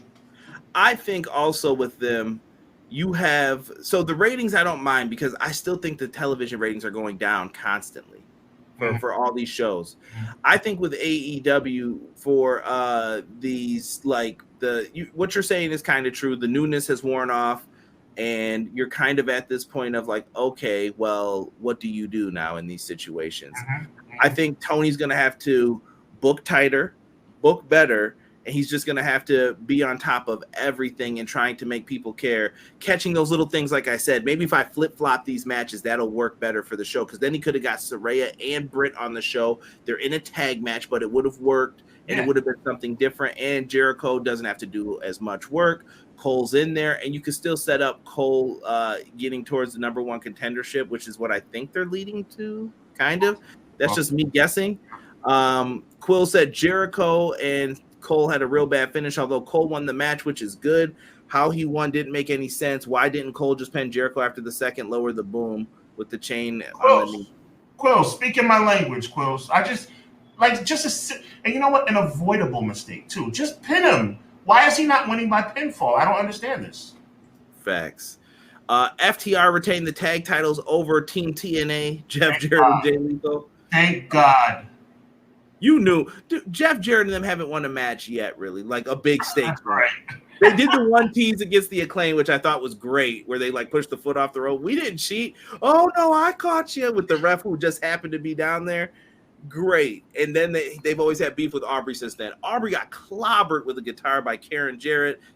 She definitely needs to be banned from ringside and all future AEW events for that. They were going buck wild in this match, but FTR found a way to get the dub. I'm not mad. A clunker, but not the worst ever. I thought it was like an old school tag match. The foolish, like, you know what? It wasn't as. I guess this is the best I can do. It wasn't as bad as I thought it would be. It felt like a tag match you would get with like the Rougeaus and the Bushwhackers, kind of like the atomic drop into each other. Then you throw the good guys into each other, and they're like do-si-do. No, yeah, double clothesline. Like that stuff works. Like I like it. To me, you need some of that stuff in pro wrestling. Jeff Jarrett is still in contention for Rookie of the Year. Someone said, I love Team TNA. I like that, Emily. Very funny. I like that. I love Team TNA and AEW. It was so good. McKinney said you're absolutely right, Sean. The newness is gone, and people are asking themselves, why should I continue going to the show? Is there anything else going on where I can miss the event? Vegas. Wow, see, there you go. I think they should definitely switch up. I know Tony likes some of the things like the tradition of we always go to Vegas. It's a destination place. If people's money ain't right, they're not going to Vegas. And when you're putting on 6 shows now, maybe that's too many. I'm looking forward to the shows I'm going to instead. So this show is kind of like back burner of my mind. I'm looking forward to All In. I want to see what you do for that. And what are you going to do for All Out? And I'm curious, what are you going to do for Forbidden Door? Because I'm going to the show. It's more local to me. That's what I think hurt this show. I want to touch on that great point you just made, Conrad, which is this. And big shout out to McKinney. Appreciate you. And Gamble said something funny earlier. Appreciate you. For me, when you have the amazing anticipation of All In, Conrad, Double or Nothing now becomes a precursor, right? And everything until at the end of August becomes a precursor. That means you have to work even harder, bro. Even harder. And I'm going to say something that everybody may not agree with. Chat, let me know if I'm wrong. I could be wrong. Conrad, you too. I don't think Anarchy in the Arena or Four Pillars, two great matches, the best matches of the night. But I don't think Anarchy in the Arena and the Four Pillars match is enough to make me want to go out of my way to watch this pay-per-view when All In is on the horizon. Does that make any sense to you? No, I agree with that. I think that was part of the issue. And it goes into like having believable challengers for the belts. Do you have enough people? You want to put new people in. You talk about you're all better than CM Punk, but then you ain't bringing the ratings like him. And now we're looking at it like, well, you guys should chill out with that talk, maybe. Absolutely. And that goes for people like, but here's the issue: you got to book people like Kenny Omega against this dude. Then we'll get into the pillar stuff and all that in a second. I want to go back to McKinney's point with the overall point. Yes, sir. You guys talk about AEW. AEW needs your support 10 times more than WWE does. WWE is making money, to quote someone that I love that dropped pipe bombs, to spite themselves.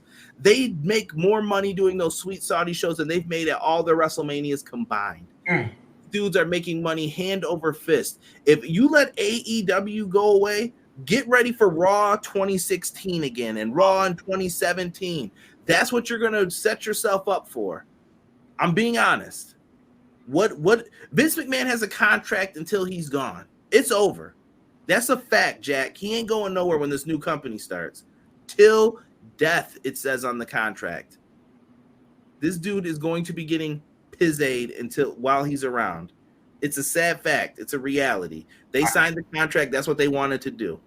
All right. I think your assessment is accurate and educated. So, but I'm saying you don't cry one day if AEW's gone. Like when WCW was gone, I was like, hey, WCW is gone. I'm a WWF fan, blah, blah, blah. But then it was cool, 02. But once it got to like 05, I was like, I made a mistake. Exactly. You're talking right. I miss competition. There's no one showing up on the other shows. We're just stuck with one thing. I think that's where people get into some big mistakes. BJ said the tag match was in my top 3 matches of the night. Okay. I just love Jeff Jarrett's hitting slap nuts with the stroke. Oh my goodness. FTR retaining the tag titles was the right call here. Yes, absolutely, Quills. FTR right choice to retain. Jeff Jarrett as champion 2023. No, please. Conrad and Hubbard spitting today. No, I'm just letting people know because you'll be sad one day when it's not there. I appreciate you, Gamble, and Quills is talking some truth too. Let's talk about Wardlow here in his ladder match. Amazing, crazy spot right here for him. Crazy spot. I had some funny pictures for Arn Anderson in this, but I will choose not to put them up for Double A. Arn Anderson bit the finger of Luchasaurus. It was one of the funniest things of the night. Arn's laying there with the fake blood dripping. Oh my goodness! It was just your sense of humor is you like some. There's some funny stuff that you enjoy. Like you think some stuff is funny, bro. Yo, dude, it was so bad. I couldn't help but laugh. I was like, "What is this?" And then he's laying there like, "Go ahead, Swan Tommy, bro. My finger's bleeding." Like that's what I'm supposed to think is happening here.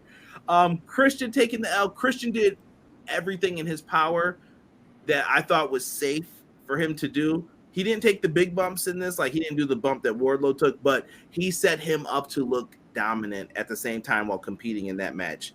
Christian, This is what I'm talking about with Christian and the Edge. When there's those debates, Christian needs some flowers from people. I get mad when Christian gets disrespected. Like how we were just talking with Matt and Jeff. I get mad when people disrespect Christian too, though. Where they're like, nah, Edge was always the better one, blah, blah, blah. No, Christian is great. Like, watch him. He's never given the chances he deserves. He is great. You know what it is? And we all know that they're not really brothers, but when you're outshined by your brother, that's hard to overcome. You know what I'm saying? Edge wasn't really his brother. But when you're outshined by your tag partner, it's hard because we all think Edge historically is better than Christian, right? So it's hard to give Christian his flowers, even though he deserves them. Guy Will Gamble said Wardlow summoned that Jeff Hardy energy. He's a big Jeff Hardy fan. You can tell by his moveset. Yes. When he does the dives. But, Jeff Hardy sucks, though.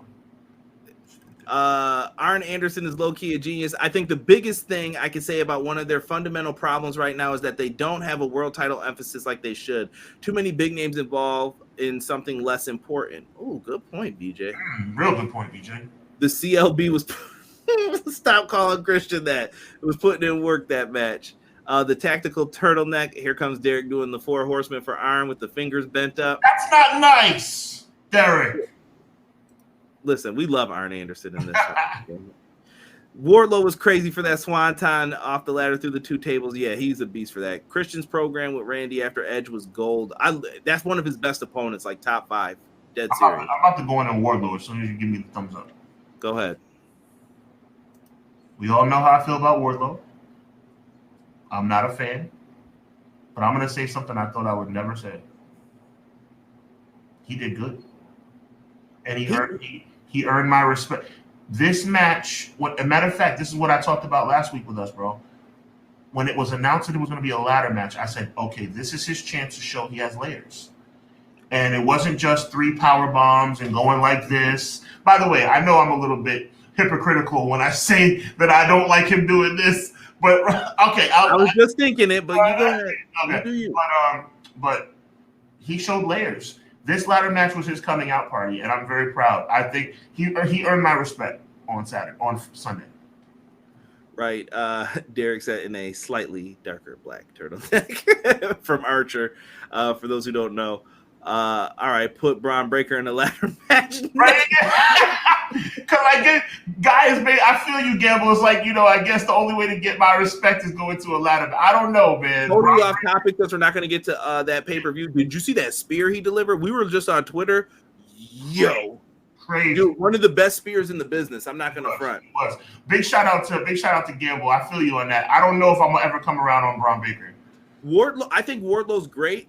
And I had this conversation with, I think me and Casey were talking about this earlier on the phone.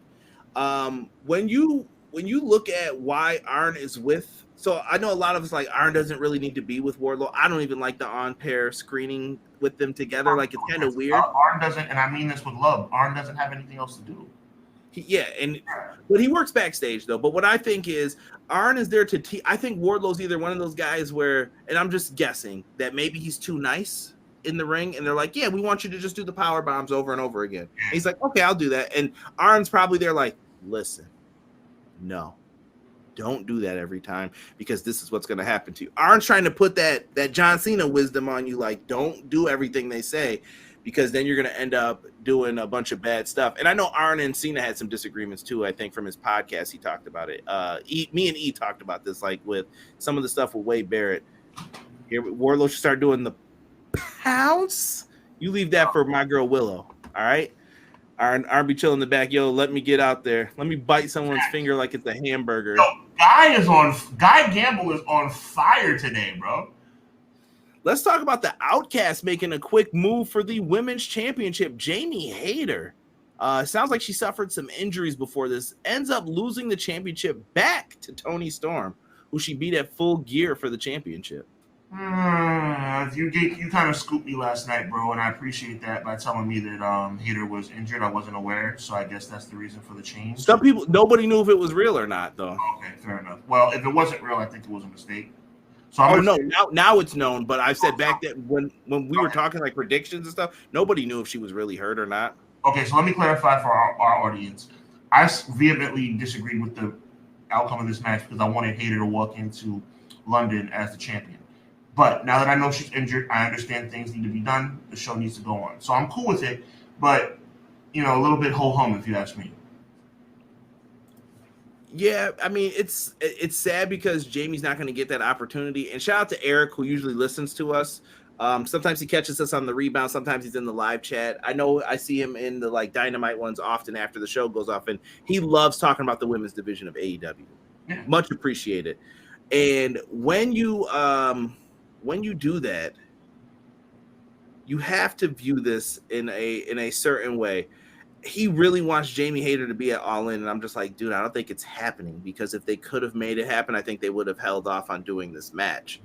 I think the injury bug caught her, and it's at a bad time, unfortunately. Not saying she won't be there, but I don't think she's going to be wrestling on the card, sadly. Yeah, that's one of those sad moments in her. I mean, this is the biggest show in AEW history, and it's really a shame she's not going to be a part of it. Right, and I think she could be on the card, and maybe she can get in the ring and do like a segment, you know, clothesline, and then, you know, and still have a moment in there.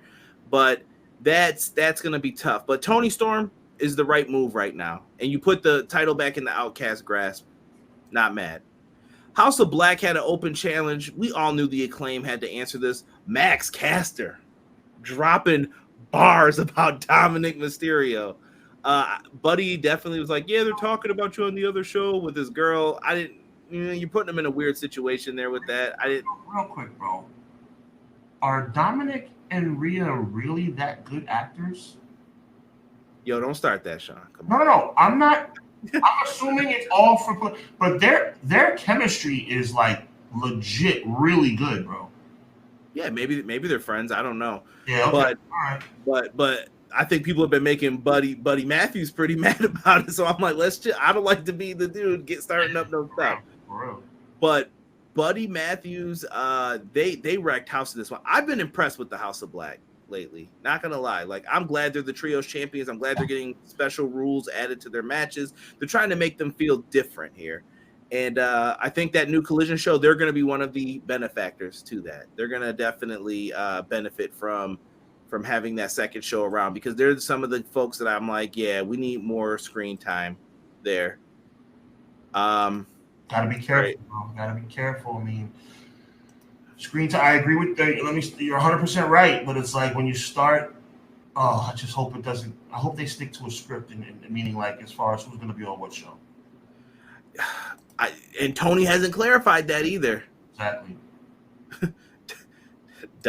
Dustin, cut it out in the chat. I see you putting back up the quotes of what Max said.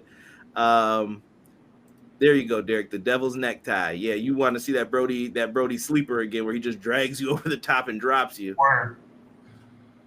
Next is the match that I was waiting to get into. It is the TBS Women's Championship.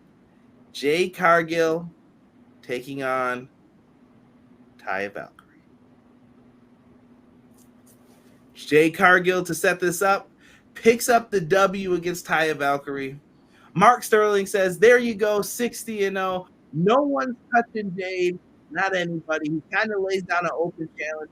Here comes the returning Chris Statlander, who was supposed to have a match with Jade at All Out last year during the Brawl Out situation, but that match ended up having to get changed due to an injury. She's back, and she's ready to go. Chris Statlander returns, drops Jade down. Ooh, that was a scary spot. I was so scared when they did this. Down to the ground, and she ends up picking up the win, and we have ourselves a new TBS champion. So the first TBS champion was finally dethroned in this situation. Statlander wins. Me and Sean had some back and forth on this. I will let Sean go, and I will reply hopefully one time. Stupid. It's just a stupid decision. I've been thinking about it all day. I don't understand how and why you would have this woman come out of nowhere and just dethrone the most dominant woman on the roster. I'm saying it, the most dominant woman on the roster. I know we believe that, oh, okay, well, you know, you can keep the title, and then when you keep the title, you know, then you can win another title, and then, no. All she had to do, it should have been title for title at All In.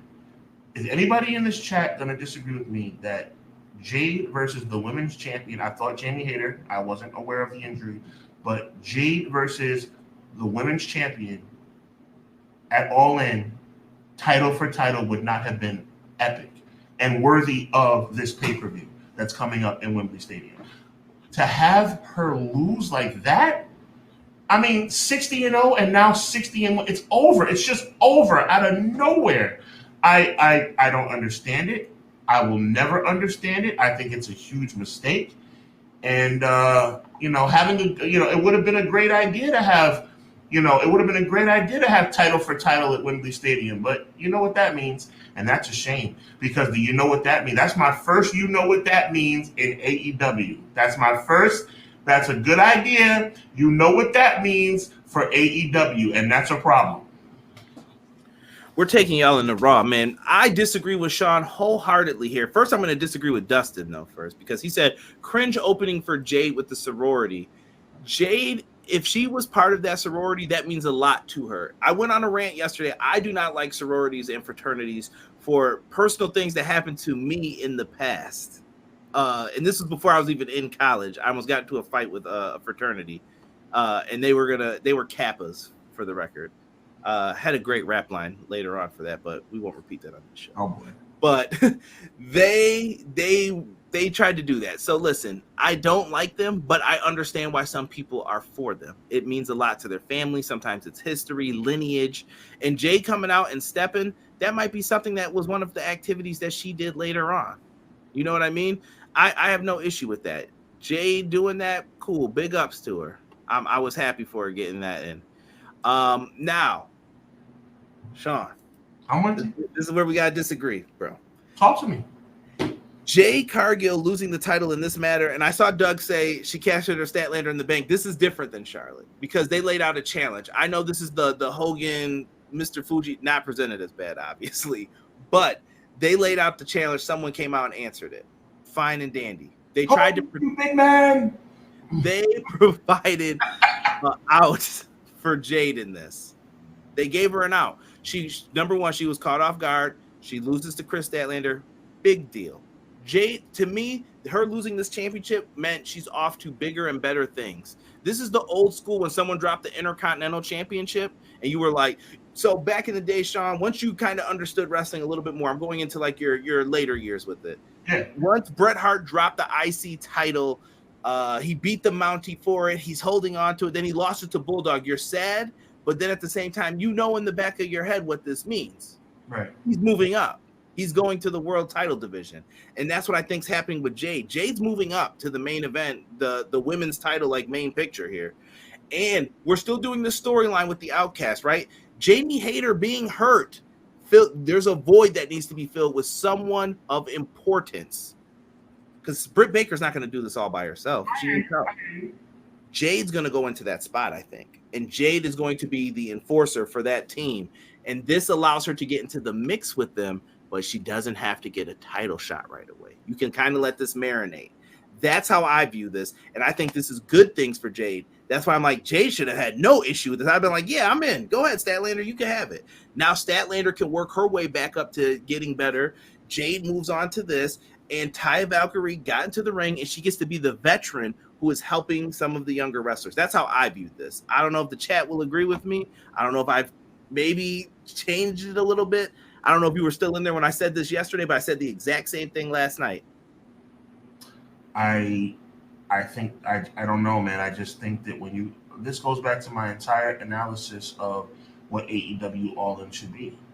AEW All In should be the biggest show in the history of it. Already is, but on paper, and not only as far as stadium and logistics, but also as it relates to the card. It should be the greatest card in the history of AEW.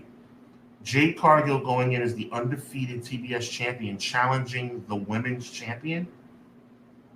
Like, in what world does that? I mean, it's like, that's amazing television. It's amazing pay-per-view. Jade Cargill at 75-0, right?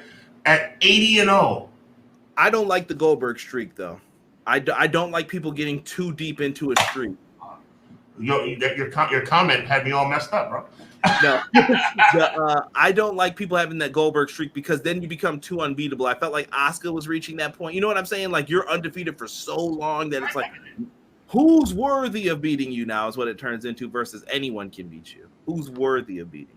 But what I guess my counterpoint would be if Jade Cargill walks into Wembley Stadium as the undefeated 90-0 TBS champion to challenge the women's champion. If the women's champion wins,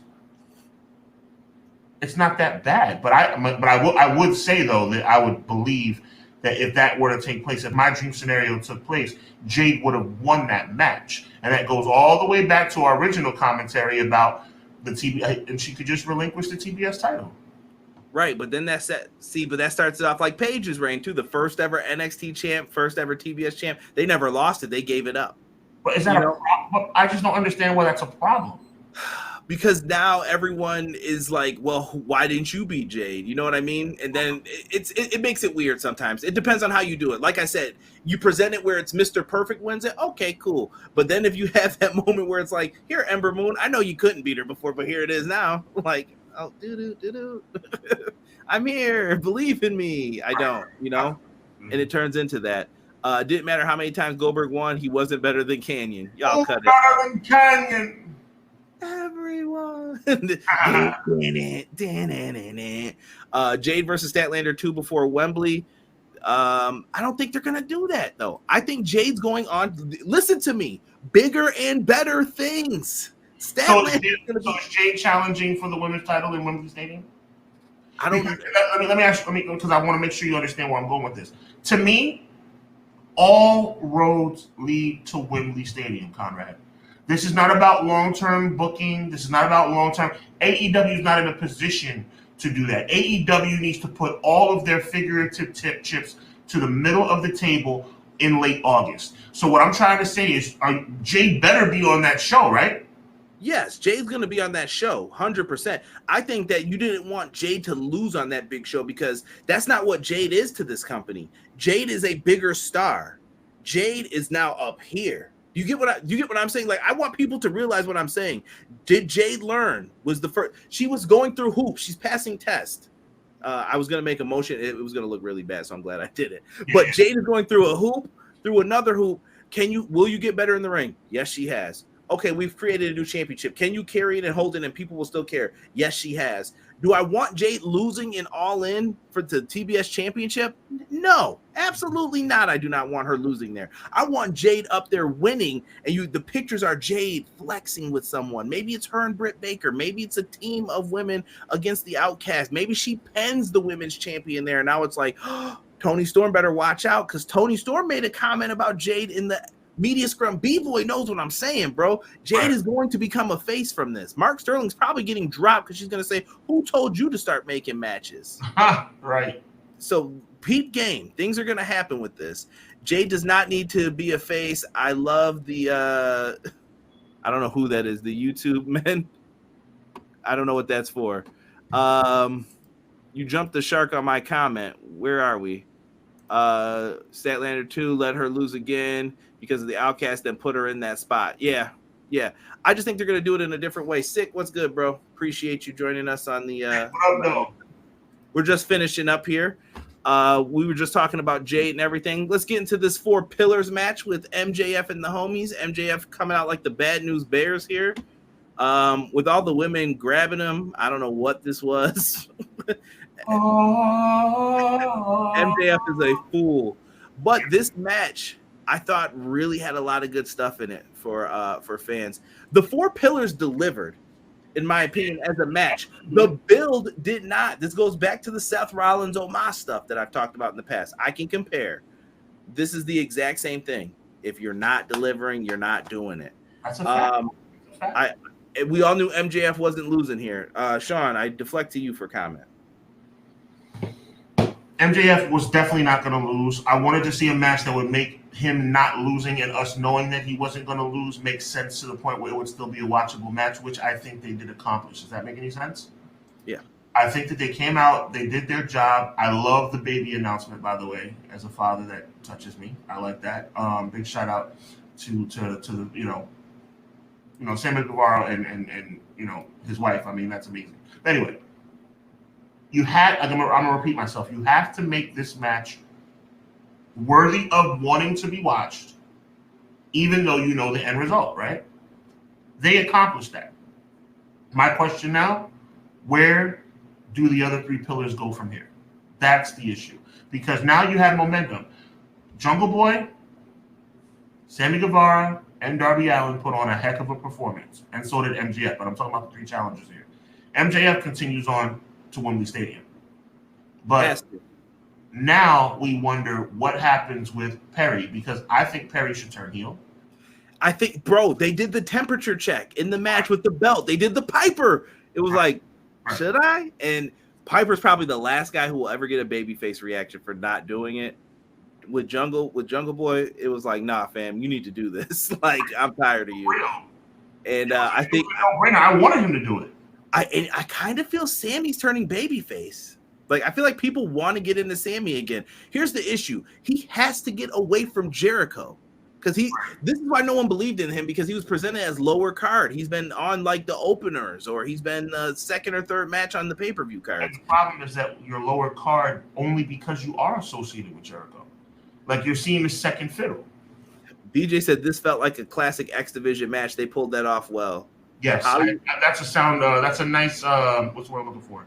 A nice comparison. Hollywood Jack, yes. And let's round off here real quick with the Anarchy in the Arena, and then we'll boogie on out of here because we're Raw starting as we speak. Well, I mean, a tremendous build. I love that the Elite's back together. I also love that the Elite lost. That makes me happy. 100%. I think that's amazing. That's an amazing. Great job, Conrad. That's an amazing shot right there. But yeah, I like the fact that the Elite lost. I think that was the correct decision. I think it moves the storyline along properly. And I think Yuta getting the match and winning the match was really cool, because it was like he's been seen as kind of like the scapegoat on the team. Nobody really respects him.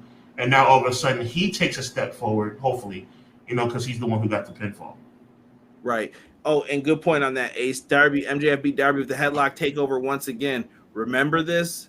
Darby's one of the people I think that can beat MJF again, but it's not going to be in a four-way. It'll be one-on-one. Right. See me after. Rip to the Spider-Man 1 kicks. I wish I just saw like a little while ago the burn mark on them. People were tight about those kicks. And we know the finish. Takeshita turns on the Elite. We saw this one coming 5 miles away. But my issue is, why didn't the Bullet Club, why didn't the Blackpool Combat Club acknowledge him? I think they're waiting for it because it feels like they don't want to seem like they're in cahoots with Don. But I feel like they are in cahoots with Don. I think they're trying to decide, do we put him in with, like, Don's going to have to come with him, and do they want to really hang with Don for the long term? You know what I mean? So if not, sounds like it's leading to a match. I'm predicting Kota Ibushi is the person who Kenny's going to have to call. He's going to need his old friend back. Hey, let it happen. I'm going to read some comments here. We'll get on out of here. 6 at 9. I said it last night. Sammy and Conti need to disappear off TV for a while. Congrats on the baby, but we haven't forgotten the streak of foolishness they pulled on social media last year. Touche. You make a good point. Oh, yeah. Bootleg Kota Ibushi. People were going in. Kota Ibushi went in about him, Takeshita. This is going to be a good match. Golden Elite coming soon. Those were reps anyway. Terrible. Because he's not the tribal chief. That's why he wasn't acknowledged. I like that. Here you guys go. Yeah, this is leading to blood and guts. That's what it's going to be. Anarchy in the Arena was also excellent from start to finish. Other violence throughout the match. Konosuke Takeshita turning heel was a great moment. The Elite was great. And for the second year in a row, they played Wild Thing for 8 to 10 minutes. Yes. And Doug says Rollins is opening Raw. Hopefully he's giving a good championship address. There you go. But listen, we're not going to keep you guys too long. Sean, you got anything coming up this week? Yes. Big news. Adrian the Problem Broner, the former 4-division welterweight world champion, is back, and he's going to be on Fight TV in 2 weeks. I'll be doing a preview of that on my channel. Look out for that, as well as the fact that I will be back right here next Monday with Conrad doing Clash of the Podcast. I want to thank each and every one of you for for being here. I think it's been a lot of fun. It continues to be a lot of fun. And we're coming up next week on episode 40. Good God almighty. 40. We're going to have a capstone. It sounds like Seth Rollins is coming through the crowd for the Shield. Wednesday, join me and Derek live AEW Dynamite review after Dynamite. Stay tuned for the YouTube shorts. You guys helped me hit my highest video. Last time I checked, we were at like 3.4K. Keep them coming for the YouTube shorts. Sean, AEW Fight Forever. Thumbs up, thumbs down. Looking good to you or no? Thumbs up. I'm going to keep a good perspective and believe it's going to be good. And I'm going to say this for all my NBA fans. I'm a Knicks fan. I have no rooting interest in this game. Miami better not lose because Rob said anything's possible. Right, they better not lose. They better not lose. I have no rooting interest. I want the game to go to quadruple overtime, but they better not lose because wow. Guys, check us out next week. We'll be back next Monday with Clash of the Podcast presented by Everything Pro Wrestling, Hubbard Wrestling Weekly. Thank you guys so much for joining us on Mondays. We are out. Peace.